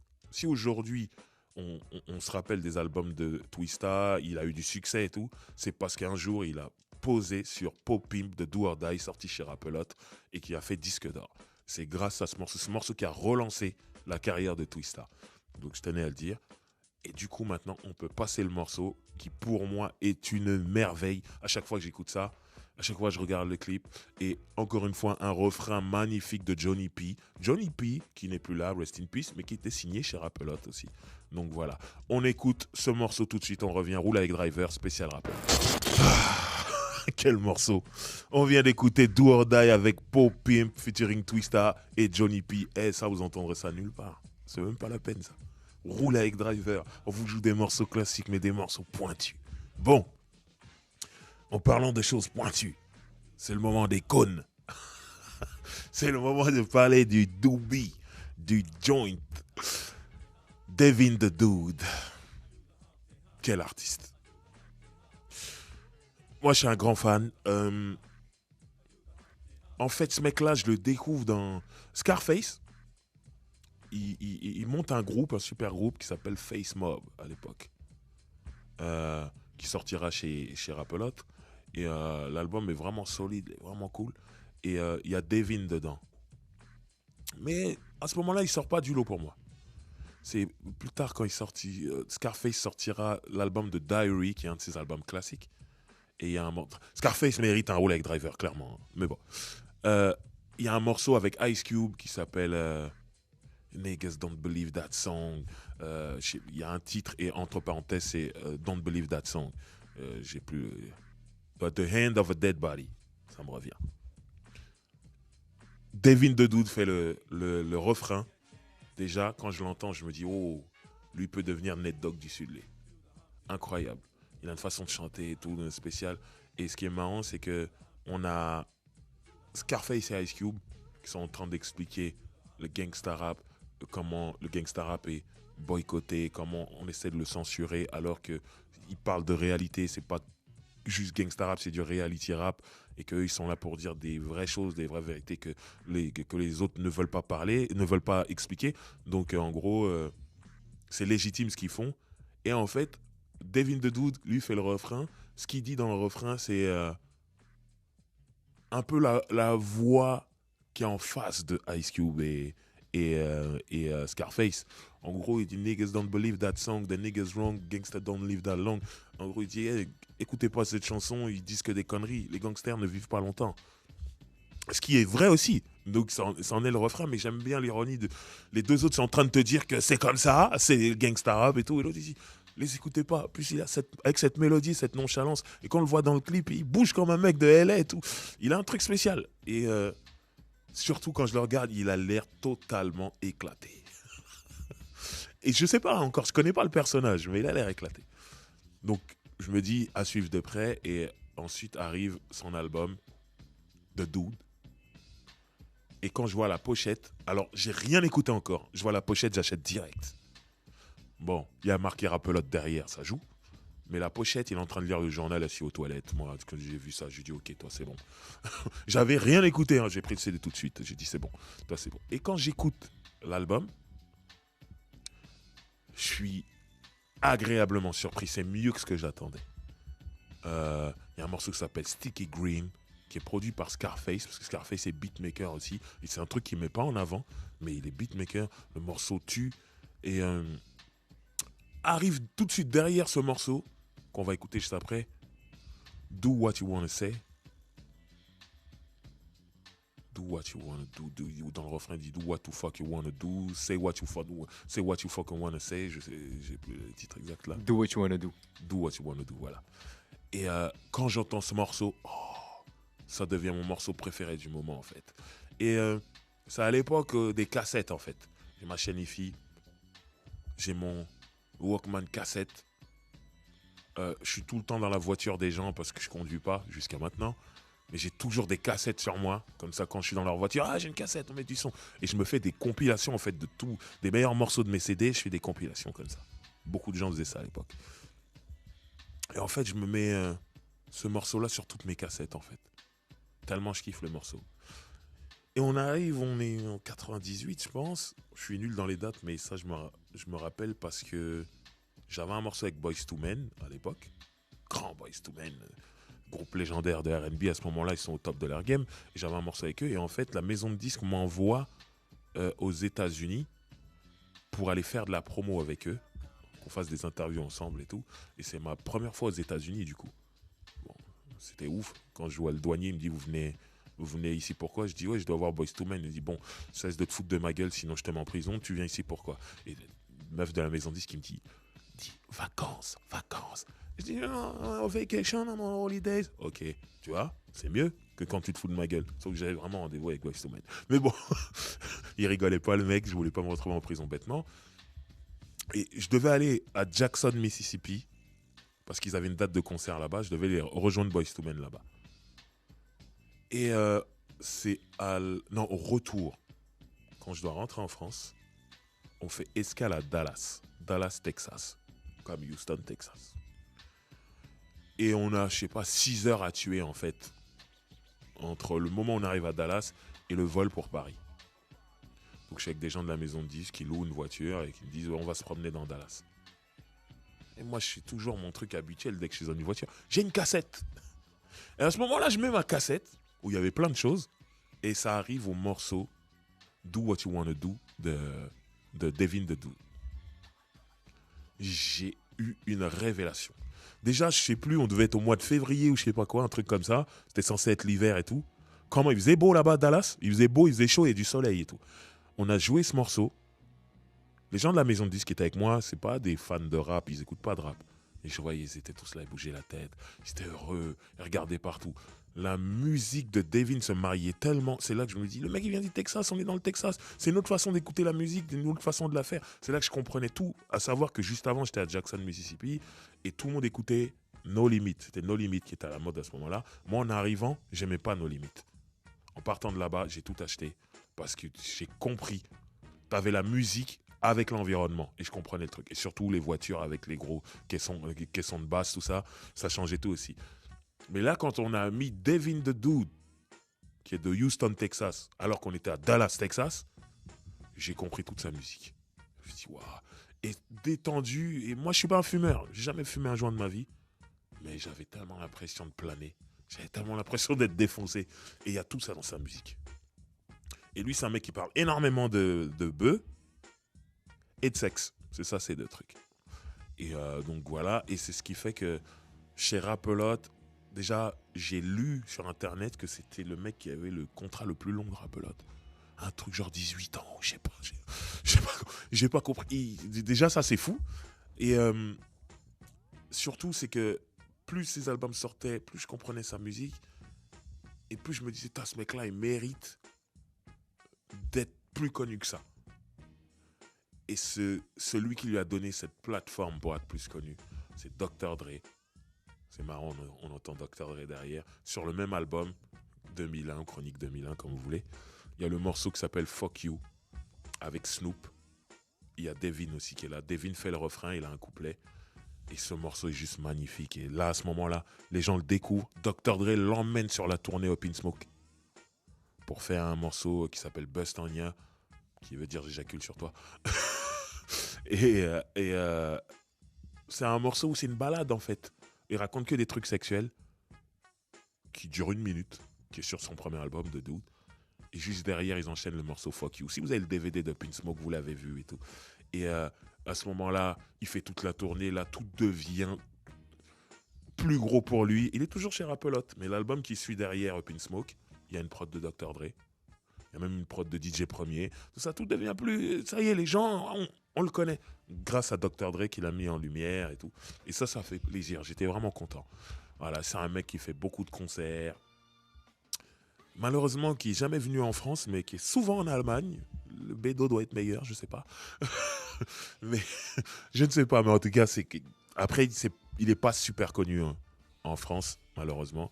Mais à chaque fois que je le vois venir en Europe, fait des vrais tournées en Europe. Chaque fois, je regarde s'il n'y a pas Paris, et il n'y a jamais Paris. Bon, peut-être un jour, en tout cas, le jour où il vient, je suis devant, avec un faux joint. Et je suis en train de m'éclater, c'est sûr. Mais voilà, en tout cas, Devin the Dude, très gros artiste, rappeur, chanteur, avec un délire, on voit ses yeux, tout ça. Il est marrant, il est un peu clownesque, franchement, j'adore cet artiste. On va écouter le morceau Do What You Wanna Do, Say What You Wanna Say. Le morceau est incroyable. Et s'il y a du soleil chez vous, bon là c'est le soir, mais vous avez le droit de le mettre avec du soleil, ça passe toujours mieux. On écoute ce morceau, on revient tout de suite après. Roule avec Driver, spécial rap. Do what the fuck you wanna do, say what the fuck you wanna say. Prends tes décisions toi-même, c'est Devin the Dude avec Do What You Wanna Do. Incroyable morceau, vraiment. Je dédicace ce morceau à mon pote Dusty Corleone qui n'est plus parmi nous. Je sais qu'on aimait bien écouter ce morceau. Grave. Maintenant, on va parler d'un autre genre de net dog du sud de Houston. C'est Zero. Zero de Crooked, The Most City Dawn. Avec une voix des entrailles, le blues. Tout le blues du sud, la souffrance des champs de coton. Mélangé à une Kaira attitude, parce que ce mec est complètement dingue, faut dire la vérité. C'est un mec qui fait beaucoup d'allers-retours en prison, c'est un mec qui se retrouve dans des bagarres, dans des shootings, dans des trucs, mais qui était surtout signé chez Rap-A-Lot et qui est très très très talentueux. Zero, rappeur et chanteur, qui avait un groupe avec Trey the Truth, qui était aussi signé chez Rap-A-Lot. Le groupe s'appelle ABN, Assault by Nature, Trou du cul par nature. C'est un des meilleurs noms de groupe que j'ai jamais entendu. Sachant que Trou du cul, c'est vraiment un casse-couille, quoi. Le mec qui te nique ta journée, voilà. Et c'est deux mecs, Trey et Zero, c'est vraiment ce genre de mecs, quand on voit comment ils vont tout le temps en prison, quand on voit comment Trey a persécuté Mike Jones. Un jour, on fera une spéciale Houston. Trey the Truth a cassé la gueule à Mike Jones. Même si Mike Jones niait, il y a des témoins. Hein. Donc voilà, c'est vraiment des casseurs de couilles, des trous du cul. Voilà. Mais qu'est-ce que j'adore la musique de ces mecs-là. Et là, on va parler de Zero. Donc Zero, c'est un mec qui a énormément d'albums. Je ne peux pas les compter. Il sort énormément de disques. C'est-à-dire, moi, au moment où je l'ai connu déjà, quand je l'ai connu, je pensais que c'était son premier album. Il en avait déjà 3, je crois. Un truc comme ça. Et c'est un ouf. C'est un mec qui faisait partie de la légendaire Screwed Up Click. DJ Screw, rest in peace. DJ Screw, c'est le mec qui a inventé le fait de ralentir la musique. Comme ces mecs sont sous lean tout le temps, ils boivent ce mélange entre la codéine, le Sprite ou le Mountain Dew. Quand ils boivent ça, ils sont de tension, ils ont besoin que tout soit de tension autour. Donc DJ Screw a eu l'intelligence de ralentir la musique et défoncer la pression encore plus. Je me rappelle de la première fois que j'ai entendu un album Screwed and Shop, donc ralenti.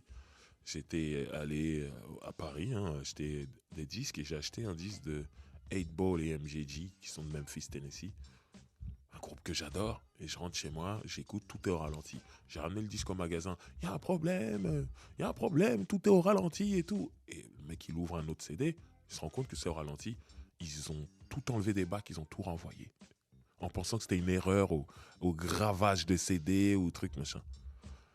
Sauf que après, j'ai appris qu'il y avait un mouvement Screwed and Shop. Quand j'ai appris ce que c'était, j'ai dit oups. À cause de moi. Je ne citerai pas le nom du magasin, il pourrait m'attaquer en justice à tout moment. Mais je me suis dit, oh merde, à cause de moi, toute la marchandise qu'ils ont reçue, ils l'ont renvoyée. Donc voilà, ils faisaient partie de la Screwed Up Click, des jeunes de la Screwed Up Click. Parce qu'il y avait tous les anciens, et dans les jeunes, il y avait lui ou Lil Flip. Lil Flip, c'était le plus jeune, il me semble, à l'époque. Donc voilà, il faisait partie de toute cette équipe-là qui était en opposition à Swisher House. Donc Screwed Up Click, ils étaient du sud. Et une Swisher House du Nord. Switch House, c'était Slim Thug, Mike Jones, Paul Wall et Lil Kiki qui, lui était du Sud et de Screwed Up Click et qui à un moment a signé chez Switch House. C'était un peu mal vu, mais finalement, je ne sais même pas si l'album est sorti. Mais bon, bref, en tout cas, voilà. Et c'est un mec qui rappe très bien. Je parle de Zero, là. Il rappe très bien. Il chante aussi. Et comme je l'ai dit au début, il a une voix très, très grave où on sent une certaine souffrance. La souffrance du Sud. Il a un morceau sur l'album Let the Truth Be Told qui s'appelle Help Me ou Help Me Please, tout ça. Quand il chante ça, on a vraiment envie de l'aider.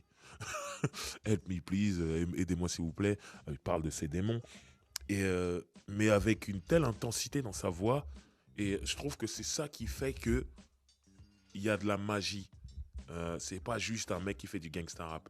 C'est qu'il il montre un côté aussi je souffre d'être un gangster. C'est pas la meilleure chose, mais j'ai pas le choix. Donc je le fais et ça c'est très bien. Donc du coup il a tapé dans l'œil de Jay Prince Rap-A-Lot alors qu'il sortait déjà des albums. Et du coup il l'a signé et il a fait un long passage chez Rap-A-Lot. Il me semble qu'il y est plus aujourd'hui. Il fait ses trucs de son côté.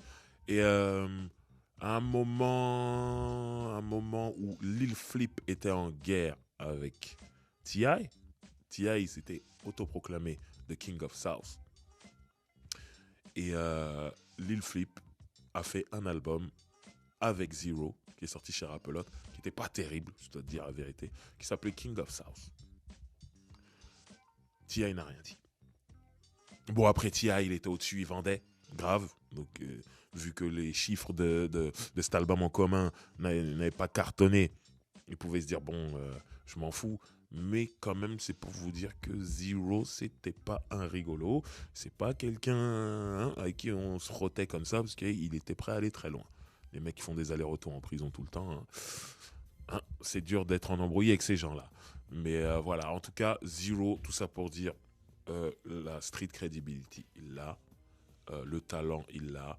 Il a sorti de très bons projets chez Rap-A-Lot. Il continue à sortir des projets de très très bonne facture. Donc, suivez. Il y a énormément d'albums, je sais. Mais moi, mon album préféré, c'est Let the Truth Be Told. Et là, tout de suite, on va écouter un morceau qui tirait de cet album-là. Mais il y a énormément de morceaux, dont un morceau qui s'appelle From the South, featuring Paul Wall et Lil Flip. Où Lil Flip, il a cette ligne où il dit quand ton album, après que ton album est floppé, tu vas signer chez Coach. Coach Records, c'était un peu le label de la dernière chance. Quand tu perdais ton deal en major, tu voulais sortir ton disque, t'allais là-bas. Sauf que Coach Records, il savait très bien ce qu'il faisait. Un mec qui était censé vendre 500 000 albums, 500 000 c'est le disque d'or aux États-Unis, 500 000 albums, son buzz est parti, sa maison de disque l'a viré, il se dit il lui reste quelques fans. Coach Records, il disait si on arrive à en vendre 100 000, nous on est bien. Si on fait 100 000 de lui, 100 000 de l'autre, 100 000 de l'autre, on est bien. Sauf que quand t'étais artiste et t'allais là-bas, t'allais t'enterrer. Ça voulait dire, ouais, t'as un album qui va vendre 100 000, c'est cool pour Coach, mais pour toi c'est bof. Et l'album d'après, t'es à 20 000 et après tu disparais. C'était ça le truc. Et quand Lil Flip dit ça, il attaque Slim Thug, qui était signé chez Pharrell, sur le label de Pharrell et Neptune, Star Trek, et qui sortait un album qui s'appelait Already Platinum, déjà platine, et l'album a fait un flop. Donc, en gros, il lui faisait comprendre tu vas signer chez Coach. Ce qui est arrivé en plus. Slim Thug a eu un deal pour son label chez Coach en sortant de très bons albums d'ailleurs. Pour la petite histoire, l'album qui a été appelé Already Platinum et qui a floppé, avec le temps, il a fait disque d'or. Et quand le streaming est arrivé, il y a eu toute une campagne qui a été lancée. Slim Thug, Already Platinum, Platinum. Genre, aidons-le à être vraiment platine. Et c'est beau, parce que les fans ont streamé, et il a fini platine. Donc c'est très beau. Là, il n'y a pas longtemps, un an ou deux, je sais pas, un an il me semble. C'est beau. Maintenant, Flip, lui, on savait pourquoi il faisait ce truc de King of South. En plus, Flip, il n'était pas signé, il était sur son propre label, il n'était pas signé chez Rappelotte, mais va faire cet album-là avec Zero chez Rappelotte. Comme ça, il y a Jay Prince. Et de toute façon, il sait que T.I. ne dira rien parce que c'est chez Jay Prince. Mais bref, comme l'album n'a pas marché, je le répète, il n'était pas terrible. Donc voilà. Mais je vous invite à écouter en tout cas tous les projets solo de Zero parce que c'est quelque chose. Et là, tout de suite, on va écouter le morceau Mo City Done. C'est le premier morceau tiré de mon album préféré Zero qui est Let the Truth Be Told. Et surtout, où il reprend l'instru classique de Paid in Full d'Eric B. Rakim et il fait son truc dessus comme personne. C'est incroyable. Il rappe, il chante et tout. Écoutez bien ce morceau. On revient tout de suite après. Roule avec Driver, spécial Rappelotte. Hit it with the new. On vient d'écouter Zero avec The Mo City Done. The Mo City Done, c'est son AKA. Ou alors Zero the Crooked. Incroyable morceau. H-Town, Houston, what it do. Maintenant, on va parler d'un mec de Port Arthur. Un mec légendaire, c'est Bun B de UGK. Alors je vous arrête tout de suite, il y aura un roule avec driver spécial UGK. On pourra vraiment rentrer vraiment dans les détails. Là c'est vraiment spécial Rappelotte. Donc il faut savoir que les deux artistes de UGK étaient signés en solo chez Rappelotte. Donc voilà. Là d'abord on va parler de Bun B, sachant que Bun B c'est très spécial en fait comment il arrive chez Rappelotte. En fait, Jay Prince a toujours aimé UGK. Il découvre UGK avec le morceau Pocket Full of Stone. Pour dire la vérité, moi aussi j'ai découvert avec ça. C'était sur une bande originale de film, je sais plus laquelle. Mais ils étaient signés chez Jive Records et Jive faisait beaucoup de bandes originales de films. Donc du coup, ils plaçaient un morceau UGK partout. Je sais qu'ils sont sur Menace to Society, ils sont sur Low Down Dirty Shame, ils sont sur plein de trucs. Et Pocket Full of Stone, peut-être qu'il est même pas sur un BO. En tout cas, c'est juste sur un album. Mais quand j'ai entendu le morceau, j'ai dit waouh, ça venait du sud. Mais moi je savais pas en fait. UGK, je sais pas d'où ils viennent quand je les entends. Moi j'entends un truc West Coast en fait. Je suis un grand fan de West Coast. Moi j'entends un truc gangsta, j'entends un truc lent, j'entends un truc pour les voitures. Et quand je comprends ce qu'est Stone c'est de la drogue. I got a pocket full of Stone, j'ai les poches pleines de drogue, tout ça. Je comprends que ok, ils sont là pour la vendre. On est à une époque où tu la vends, tu la prends pas. Parce qu'aujourd'hui, ça a changé. Dans les morceaux, tu dis que tu la prends, mais à l'époque, tu la vends. Bref, j'entends tous ceux qui écoutent Rolex Driver, ils doivent penser que je suis un horrible personnage qui adore la prostitution, la drogue, tout ça. C'est juste de l'entertainment, c'est juste de la musique. J'avoue que quand certains en parlent, ils ont une façon d'en parler qui me touche, c'est tout. Mais je ne suis pas macro et je ne suis pas drug dealer. Voilà, c'est fait, c'est dit. Et en gros, Jay Prince entend ce morceau, il kiffe, il prend sa voiture, il va à Port Arthur. Port Arthur, c'est dans le Texas aussi. Il y va et il fait tout pour les rencontrer, pour rencontrer UGK. Donc, il les rencontre et eux, ils sont honorés parce qu'ils savent ce qu'est Rappelotte, ce que représente Rappelotte, notamment avec les Ghetto Boys. Et si on veut, Ghetto Boys, c'est les stars du Texas. Et les autres stars du Texas, c'est UGK. Et eux, ils expliquent qu'on est déjà signé chez Jive, on pourra pas. Mais merci pour l'attention. Surtout, tu t'es déplacé. Nous, on respecte beaucoup ton travail. Et tout. Il dit OK. Il reste en contact. Et lui, Jay Prince, il dit que c'est pas parce qu'ils sont pas signés chez lui qu'il ne peut pas les aider de temps en temps. Il dit ça arrivait que UGK, il l'appelle. On a besoin d'un conseil, on a besoin d'un service ou un numéro de téléphone. Tout. Et lui, il dit il les a toujours aidés. Ils sont toujours bien entendus. Bon, arrive le moment où ce moment charnière en fait qui va changer la carrière de UGK, c'est quand Jay-Z les invite sur Big Pimpin', prod de Timbo, clip à l'appui, Jay-Z il est au top de son game, donc le morceau tourne énormément, c'est un tube, c'est un classique, ce que vous voulez, donc UGK ils deviennent big pour tout le pays à ce moment-là, parce qu'avant c'est un groupe du Sud et un peu de West Coast parce qu'ils sont potes avec Too Short et que sur la West Coast ils apprécient leur musique, mais à New York on les aime pas spécialement et grâce à ce morceau avec Jay-Z, ils sont dans tout le pays. Donc maintenant, il va falloir transformer l'essai. Donc déjà, ils sortent un album, Dirty Money, chez Jive, où il y a Jay-Z dessus. Et c'est là qu'il se dit, Jay Prince se dit, maintenant qu'ils sont big grâce à Jay-Z, il faut quand même que je prenne quelque chose de tout ça. Et il propose intelligemment aux deux artistes de signer chez Rappelotte en solo. Eux, ils disent ouais, mais on est signé chez Jive et on pense que même les solos, ils appartiennent à Jive. faudrait qu'on voit nos contrats et tout. Il regarde les contrats et effectivement, les solos, ils appartiennent à Jive. Sauf que entre-temps, Pimp C va en prison, parce qu'il a violé son sursis. Il va en prison, comme je disais au début, il est censé prendre 8 ans. Donc c'est mort en vérité UGK pour Jive Records.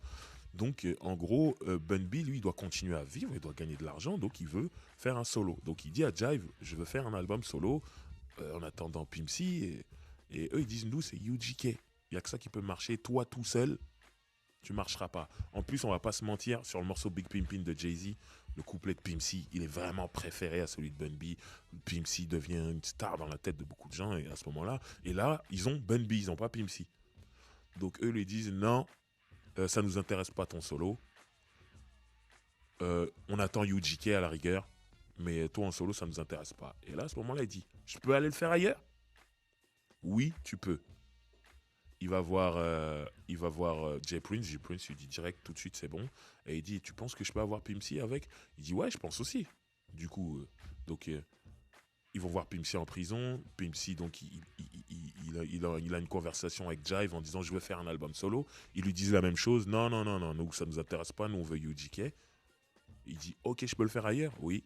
Il signe chez Rap-A-Lot aussi. Donc là, du coup, Bun B peut faire son album et Bun B est seul. Et donc, il lance le mouvement Free Pimp C. Incroyable.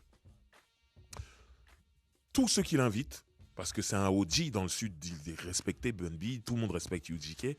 Donc tous ceux qui l'invitent, il dit ok, je viens faire le feat. Mais dans le morceau, toi ou moi, à un moment, doit dire Free Pimp C. Pas de problème. Carrément, il y a carrément Ying Yang Twins sort un album. Il parle des peines de prison, des gens qui sont enfermés en prison. Et le refrain, c'est Free Pimp C. Et ils invitent Bun B dessus, c'est que des trucs comme ça. Donc le mouvement, il y a des t-shirts et tout. C'est-à-dire c'est Bun B qui lance le mouvement vraiment pour son pote. Et du coup, il sort son premier album qui s'appelle Trill, qui est un mélange de true et real. Donc ça fait Trill, pour dire que je suis plus vrai que vrai. Et ensuite, il va sortir une trilogie. Il y aura Too Trill, avec le 2. Qui pour dire en même temps c'est mon deuxième album, mais en même temps tu peux l'écrire T2O, ce qui veut dire trop vrai. Donc ensuite, et il y aura Trill OG pour la trilogie, le troisième incroyable. Il était bien, hein, après il a sorti un 4e volume qui était un peu moins bien, je sais plus comment l'appeler, mais bref, il a sorti plusieurs albums jusqu'à là, le dernier qui est sorti il y a pas si longtemps, avec un super morceau avec Lil Wayne qui est reggae, carrément incroyable. Mais voilà, en tout cas, Bun B, il a une vraie carrière chez Rap-A-Lot. Il a plusieurs disques et tout. Et après, malheureusement, on parlera de Pimp C après. Pimp C, il n'a pas eu le temps de sortir beaucoup de disques, mais Pimp C a sorti 2 albums chez Rap-A-Lot. On en parlera juste après.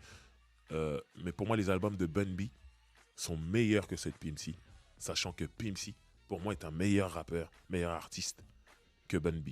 C'est ça qui est fou. Mais tout ça pour dire que Bun B, ses albums, ils sont solides, ils sont sérieux, ils sont bien pensés. Il y a des bons featuring, il y a des trucs, il rappe bien dessus, la musique est bien. Et vraiment, je vous conseille au moins les 3 premiers. Magnifique. Et sur le 3e, il y a un morceau avec T-Pain. Je cherche le titre en même temps, je me chante le refrain dans ma tête. I'm too thrill on me, I don't give a damn, je sais plus. En tout cas, il y a un morceau avec T-Pain. Trillionnaire. Il reste toujours avec son concept de thrill. Le morceau avec T-Pain qui s'appelle Trillionnaire, il y a un clip et tout. Il est incroyable. Et le refrain de T-Pain, c'est quelque chose. Vraiment. Donc je vous conseille au moins ces 3 premiers albums, c'est quelque chose. Et en tout cas, il a fait son boulot. Et ce qui est beau, c'est que son premier album qui sort chez Rap-A-Lot, donc, il y a un morceau où il récupère des voix de Pimp C, enfin récupéré entre guillemets parce qu'il rappe avec lui, donc il a des morceaux avec Pimp C et ils font un morceau autour de ce couplet de Pimp C et c'est un morceau où il y a Jay-Z dessus qui vient faire un petit couplet de mesure, il y a Young Jeezy et et Pimp C et Bun B, il me semble et Zero qui fait le refrain. Le morceau il est incroyable. Moi quand l'album sort, je kiffe le morceau, mais Pimp C il en tôle. Et en fait, Pimp C, qui sort quelques années plus tard, c'est-à-dire que Bun B, il a bien avancé. Le premier truc que Bun B fait, il dit, on fait le clip de ce morceau-là. t'es sorti. Et du coup, le clip existe et on voit Pimp C fraîchement sorti de prison qui vient faire son couplet. Il dit que des trucs de ouf. Je crois que c'est dans ce couplet où il dit garde toujours ton pistolet, on en a rien à foutre des bagarres à main nue. Il dit que des trucs de ouf dedans. Et honnêtement, quel morceau. Et il y a même Jay-Z qui est en mode thug. Il dit, je vous avais dit que j'étais un thug. Et je suis là.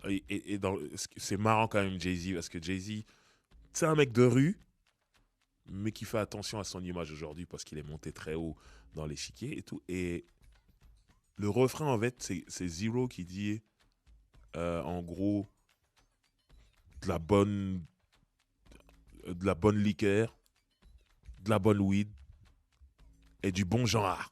C'est ça qu'il dit dans le refrain. Et c'est tous ceux qui s'apprêtent à commencer leur couplet, ils rentrent d'abord dans le refrain et ils répètent tous du bon genre ou de la bonne weed ou de l'alcool ou même des bonnes meufs ou trucs. Et Jay-Z, avant d'arriver, lui dit juste du bon genre, je vous l'avais dit. Il rentre pas dans les autres trucs de weed, d'alcool, tout ça. Il veut pas. On sent qu'il fait attention à son image, qu'il est avec des Kaira sur un morceau, donc il va y aller Kaira, mais quand même, il dit bon, moi je parlerai que d'argent, moi. Et c'est incroyable, c'est marrant. C'est juste la petite situation qui est cool, qui est marrante. En tout cas, voilà. Bun B, il a des albums plus que solides et il a tellement attendu son frère, enfin, quand je dis son frère, c'est frère de musique, Pimp C. C'était beau, en créant tout le mouvement Free Pimp C et tout, les t-shirts partout, hein, c'était beau. Donc j'aimerais qu'on écoute un morceau de Bun B qui est un classique dans le Sud. Vraiment, le morceau s'appelle You're Everything et quand il dit You're Everything, il parle de la musique du Sud. Il personnifie la musique du Sud comme si c'était une meuf et il dit t'es tout pour moi. Et sur le morceau, il y a Rick Ross et il y a 8Ball et MJG. Peut-être que j'oublie quelqu'un, mais si jamais ça va me revenir en écoutant le morceau. Et surtout, il y a un couplet de 8Ball où tout son couplet, en fait, il cite toutes les légendes de la musique du rap sudiste, en tout cas de l'époque. Il cite les noms. C'est tout ce qu'il fait. Il cite des noms et c'est magnifique. J'adore ce morceau parce que tu vois...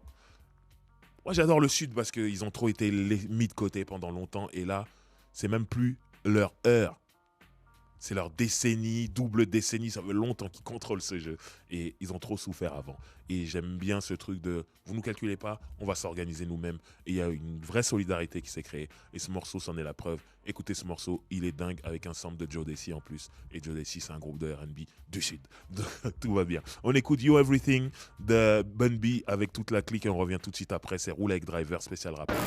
Incroyable morceau. Incroyable morceau. Ouh!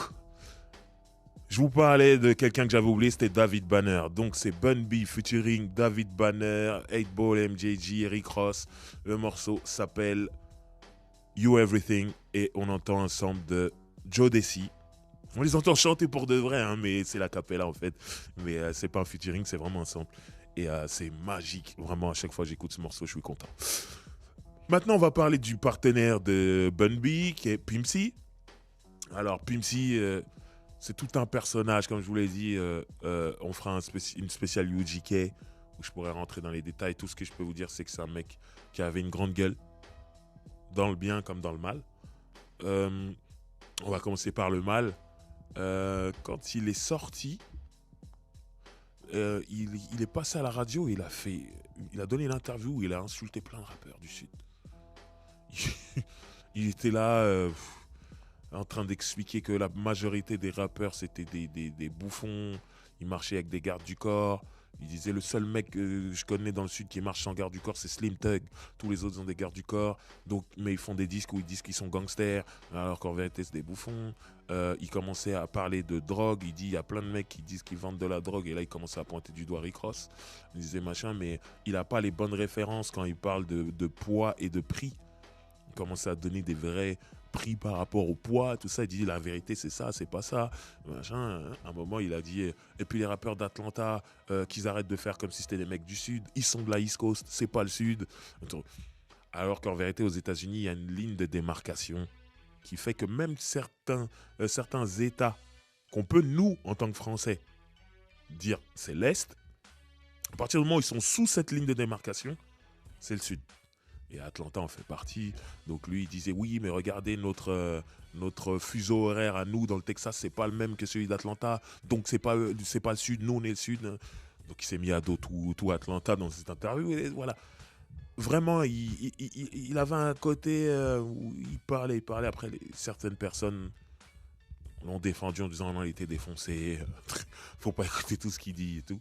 Mais bon, il y avait un tel respect sur lui que personne n'a vraiment voulu répondre. Ça me rappelle Gucci Mane quand il était défoncé sur Twitter et qu'il insultait tout le monde. Personne ne lui a jamais vraiment répondu. Il savait qu'il était défoncé et tout. Donc ça, c'est dans le mal. Mais ce qui est cool, c'est que quand il est sorti de tôle aussi, il a voulu réunifier Houston. Et notamment le sud et le nord. Et il a un morceau, il y a un album qui est sorti à sa sortie de prison qui s'appelle Pimpolation. Et dedans, il y a un morceau qui s'appelle Knocking Doors. Et il disait, ça suffit maintenant.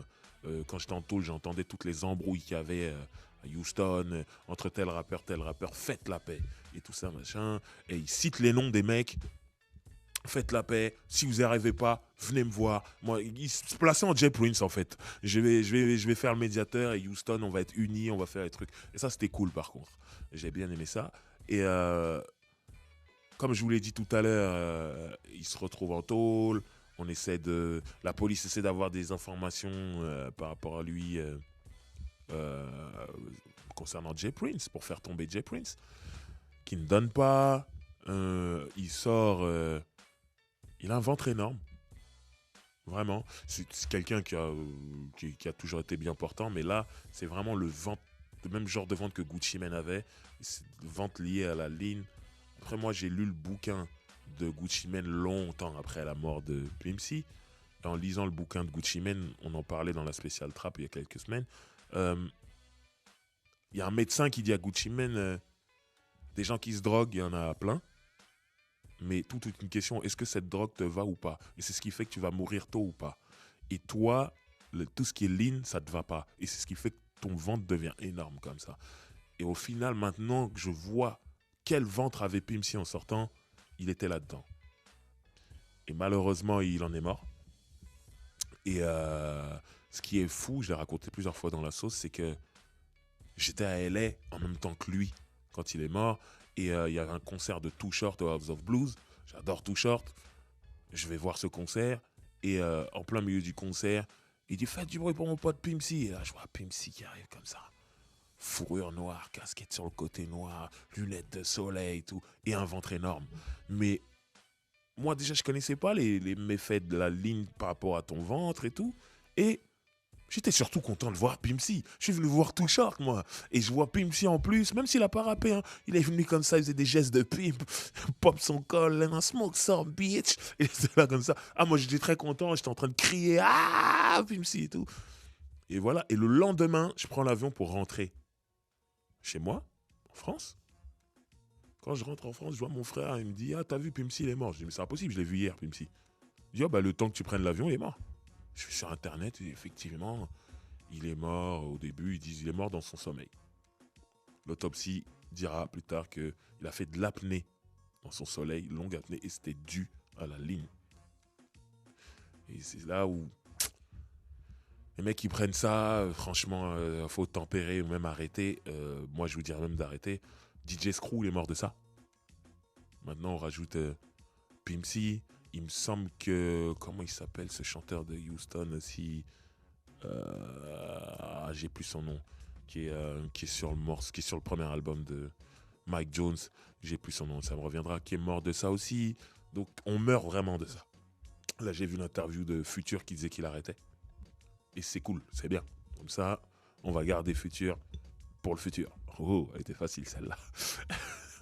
Donc voilà, Pimp C nous a quittés pour ça. Mais bon, comme je vous le dis, on va rentrer plus dans les détails quand on fera une spéciale UGK sur toute leur histoire. Parce que c'est des mecs très importants pour le Sud. Et leurs morceaux sont souvent repris. Je pense à Back From Back, From Side to Side, qui ont été repris par T.I. Bref, on fera une spéciale. Là, j'aimerais qu'on écoute un morceau qui s'appelle Pouring Up. Je pense que c'est quand tu mélanges ta ligne, justement, c'est ça. Et c'est un morceau qui est sorti à une époque où, voilà, Swish House prend le contrôle du Sud et des charts américains. Il y a Mike Jones, il y a Slim Thug, il y a Paul Wall, il y a même de l'autre côté, il y a Chamillionaire, Lil Flip aussi est là, même si c'est Screwed Up Click, tout ça. Bref, Houston prend le truc et ils ont ramené ce truc Screwed and Shop avec les refrains Screwed and Shop. Ils l'ont ramené à un certain niveau où ça est devenu le truc mainstream. Et en gros, Pimp C, il sort et on est là-dedans. Donc il fait ce morceau avec Mike Jones et on est totalement là-dedans dans le refrain. Comme ça, il reprend des phrases justement qu'il utilise dans Big Pimpin' avec Jay-Z et ils en font un gros morceau. J'adore ce morceau. L'album est cool aussi, mais ce morceau, il était vraiment dingue et c'est bien qu'il est sorti en premier single. Allez voir le clip. C'était vraiment le retour des Pimp C à ce moment-là. On écoute ce morceau, on revient tout de suite après. Incroyable, incroyable morceau Pimp C avec Mike Jones et Bun B. Le morceau c'est Pouring Up. Il y a des mecs en bas de chez moi qui préparaient leur potion magique quand même. Ça c'est ouf. J'habite vraiment dans une ville bizarre. Pas comme les autres. Bref, tout à l'heure je parlais de Big Mo. Il me semble qu'il est mort aussi de Lean, tout ça. Voilà, donc voilà. Alors là, pour terminer l'émission, j'aimerais qu'on parle d'un truc assez spécial. C'est qu'on parle de Drake. Pourquoi Drake? Drake n'est pas signé chez Rap-A-Lot, mais il a une histoire avec Rap-A-Lot. Et cette histoire, jusqu'à maintenant, elle court encore. En fait, Drake, qui est canadien, comme on le sait tous, a été découvert en ce qui concerne les États-Unis par Jas Prince. Jas Prince, c'est le fils de Jay Prince. Ok? Il entend Drake sur Internet, tout ça. Il entend un truc de ouf, il rentre en contact avec le mec. Tac, il lui explique, je suis le fils de Jay Prince, Rap-A-Lot. Et vous remarquerez que quand on est... Enfin, vous remarquerez. En fait, on peut s'en rendre compte quand on va souvent aux États-Unis. Mais quand on habite à l'extérieur des États-Unis, on est plus à la pointe de tout ce qui se fait que quand on est américain même. Moi, je me suis rendu compte en allant parler avec des Américains. Mais vous connaissez pas ça? Non, non, c'est souvent... Tu habites sur la East Coast, tu connais pas la West Coast. Tu habites sur la West Coast, tu connais pas la East Coast. Bref. Et nous, en France, on est là, on s'intéresse à tout. Ben, quand on est au Canada, c'est pareil. Donc l'autre, c'est le fils de Jay Prince de Rap-A-Lot. Il sait très bien ce qu'est Rap-A-Lot. Et il est content d'être en contact avec le fils de Jay Prince, notre ami Drake. Donc le premier truc que fait Jas Prince, c'est il amène la démo de Drake à son père, Jay Prince. Il dit voilà, j'ai entendu un rappeur, il est trop fort. Papa, faut que tu le signes. Sauf que le père, il dit là en ce moment, moi je suis plus dans la musique, je suis dans la boxe. C'est le moment où il est à fond dans la boxe, il ramène des millions. Et il dit, par contre, toi, il faut que tu sois sur l'affaire. Mais ce que je vais faire, je vais te mettre en relation avec Cash Money, qui sont des gars, moi. C'est petit en vrai. Il lui demande souvent des conseils. Le mec, Cash Money respecte Jay Prince. Tout le monde respecte Jay Prince. Donc il dit, je vais te mettre en relation avec Cash Money. Je vais les appeler et comme ça, vous faites un rendez-vous, vous allez vous discuter par rapport à Drake, tu fais écouter, s'ils aiment bien, voilà. Ok. Donc le fils va voir Cash Money, il fait écouter Drake. Birdman, Slim, Lil Wayne, ils pètent tous un câble dessus. Il est trop fort et tout, là, magnifique. Ils disent, regarde ce qu'on fait. Là, en ce moment, Lil Wayne l'a en tournée. Donc ce serait bien que toi, donc Jas Prince, et Drake, vous veniez en tournée avec nous. Comme ça, ils voient un peu le business et tout ça, machin, comment ça se passe et tout. Mais nous, on est chaud, on est intéressés. Pas de problème. Donc, ils assistent à la tournée. Tout se passe bien. C'est cool. Après, tout doucement, on commence à écarter Jas Prince de la tournée. On l'appelle pas pour dire il y a telle date là-bas. Après, il se rend compte que les mecs sont partis dans telle ville, mais qu'on l'a pas appelé. Il appelle Drake. Drake, t'es où? Drake, mais je suis sur la tournée. Donc ils appellent pas Jas Prince, mais ils appellent Drake. Et Drake, lui, il a faim du truc, il veut voir le truc, il veut de plus près et tout. Donc lui, il y va. Sauf qu'ils essaient de lui laver le cerveau tout doucement. Mais bon, lui, quand même, il reste fidèle à l'écurie Rap-A-Lot. Il dit c'est eux qui m'ont découvert. Donc il dit non, il faut que le truc soit clair avec eux. Et entre-temps, il sort cette mixtape. J'ai plus le nom de la mixtape, mais la fameuse mixtape qui a cartonné à l'époque des mixtapes gratuites. Là, on est avant le streaming, mais on est dans le téléchargement et il y a le téléchargement et il y a le téléchargement gratuit. Et beaucoup de gens sortent des mixtapes en téléchargement gratuit. Donc lui, il sort ça et le truc prend de fou, ça prend de dingue. Et à ce moment-là, parce que ça prend, tout le monde commence à se précipiter sur Drake, Universal directement. Ils se mettent sur Drake. Cash Money, ils se disent il commence à se passer des trucs. Il y a même des rumeurs comme quoi Kanye West il tourne autour, on sait pas. Bref, donc Cash Money ils disent il faut accélérer les choses et ils proposent un contrat à Drake. Drake en parle à Cash Money ou pas. Il y a des rumeurs qui disent que Drake aurait signé directement, d'autres qui disent non, qu'il en a parlé. En tout cas, bref, le contrat est signé sans Just Prince. Il signe donc chez Young Money, Cash Money. Parce que Lil Wayne, il dit, moi, il est dans ma nouvelle team avec Nicki Minaj, tout ça, on va faire une team de rappeurs et lui, c'est un tueur. Donc voilà, cool. Donc, nous, on commence à voir toutes ces choses-là. Il y a le EP de Drake qui arrive, où ils reprennent les meilleurs morceaux de la mixtape, justement, où il y a The Best I Ever Had, tout ça, Successful. Voilà. Et Just Prince, il commence à se sentir lésé. Il dit à son père, ils m'ont pas mis sur le truc et tout. Donc, Jay Prince appelle Birdman et Slim en disant, vous êtes sérieux? Mon fils, si vous a ramené le truc, vous ne le mettez pas dedans? C'est un rapporteur d'affaires sur le coup. Vous lui devez de l'argent. Donc, vous lui devez tant. Des millions. Parce que Drake, c'est en train de partir en couille totale. Dès le premier EP, Best I Ever Had, c'était partout. C'était le truc du moment. Et on comprend que ça génère déjà beaucoup d'argent. Dès le premier disque, il y a un EP. Il demande des millions. Cash Money répond à Jay Prince, ok, il n'y a pas de problème, on va payer, mais par contre, on n'a pas tout là tout de suite. C'est possible de payer en plusieurs fois et tout. Ok. Donc il donne une première partie, un truc genre 200 000 ou 250 000 $, je sais pas, qui représente de l'argent quand même. Hein. Donc, mais ça fait preuve de bonne foi. On se dit qu'ils vont payer. Du coup, il se calme un peu le fils. Sauf que le reste de l'argent n'arrive jamais. Donc le père est obligé d'appeler à chaque fois. Oui, l'argent. Oui, on va payer. Il paye jamais. Après, au bout d'un moment, le Jay Prince appelle. Et les autres, là-bas, ils décrochent plus. Ça, c'est le pire truc, ça. Donc là, après, ça commence à devenir un peu plus tendu. Le fils commence à faire une campagne d'interview sur Internet où il raconte qu'il s'est fait arnaquer, que c'est lui qui ramène Drake et que les autres ne lui ont pas donné de l'argent, ils doivent de l'argent et tout ça. Machin. Mais sauf que ça marche pour des gens qui aiment avoir une bonne image. Par exemple, tu fais ça de Jay-Z. Tu dis ça de Jay-Z, Jay-Z va régler l'histoire rapidement.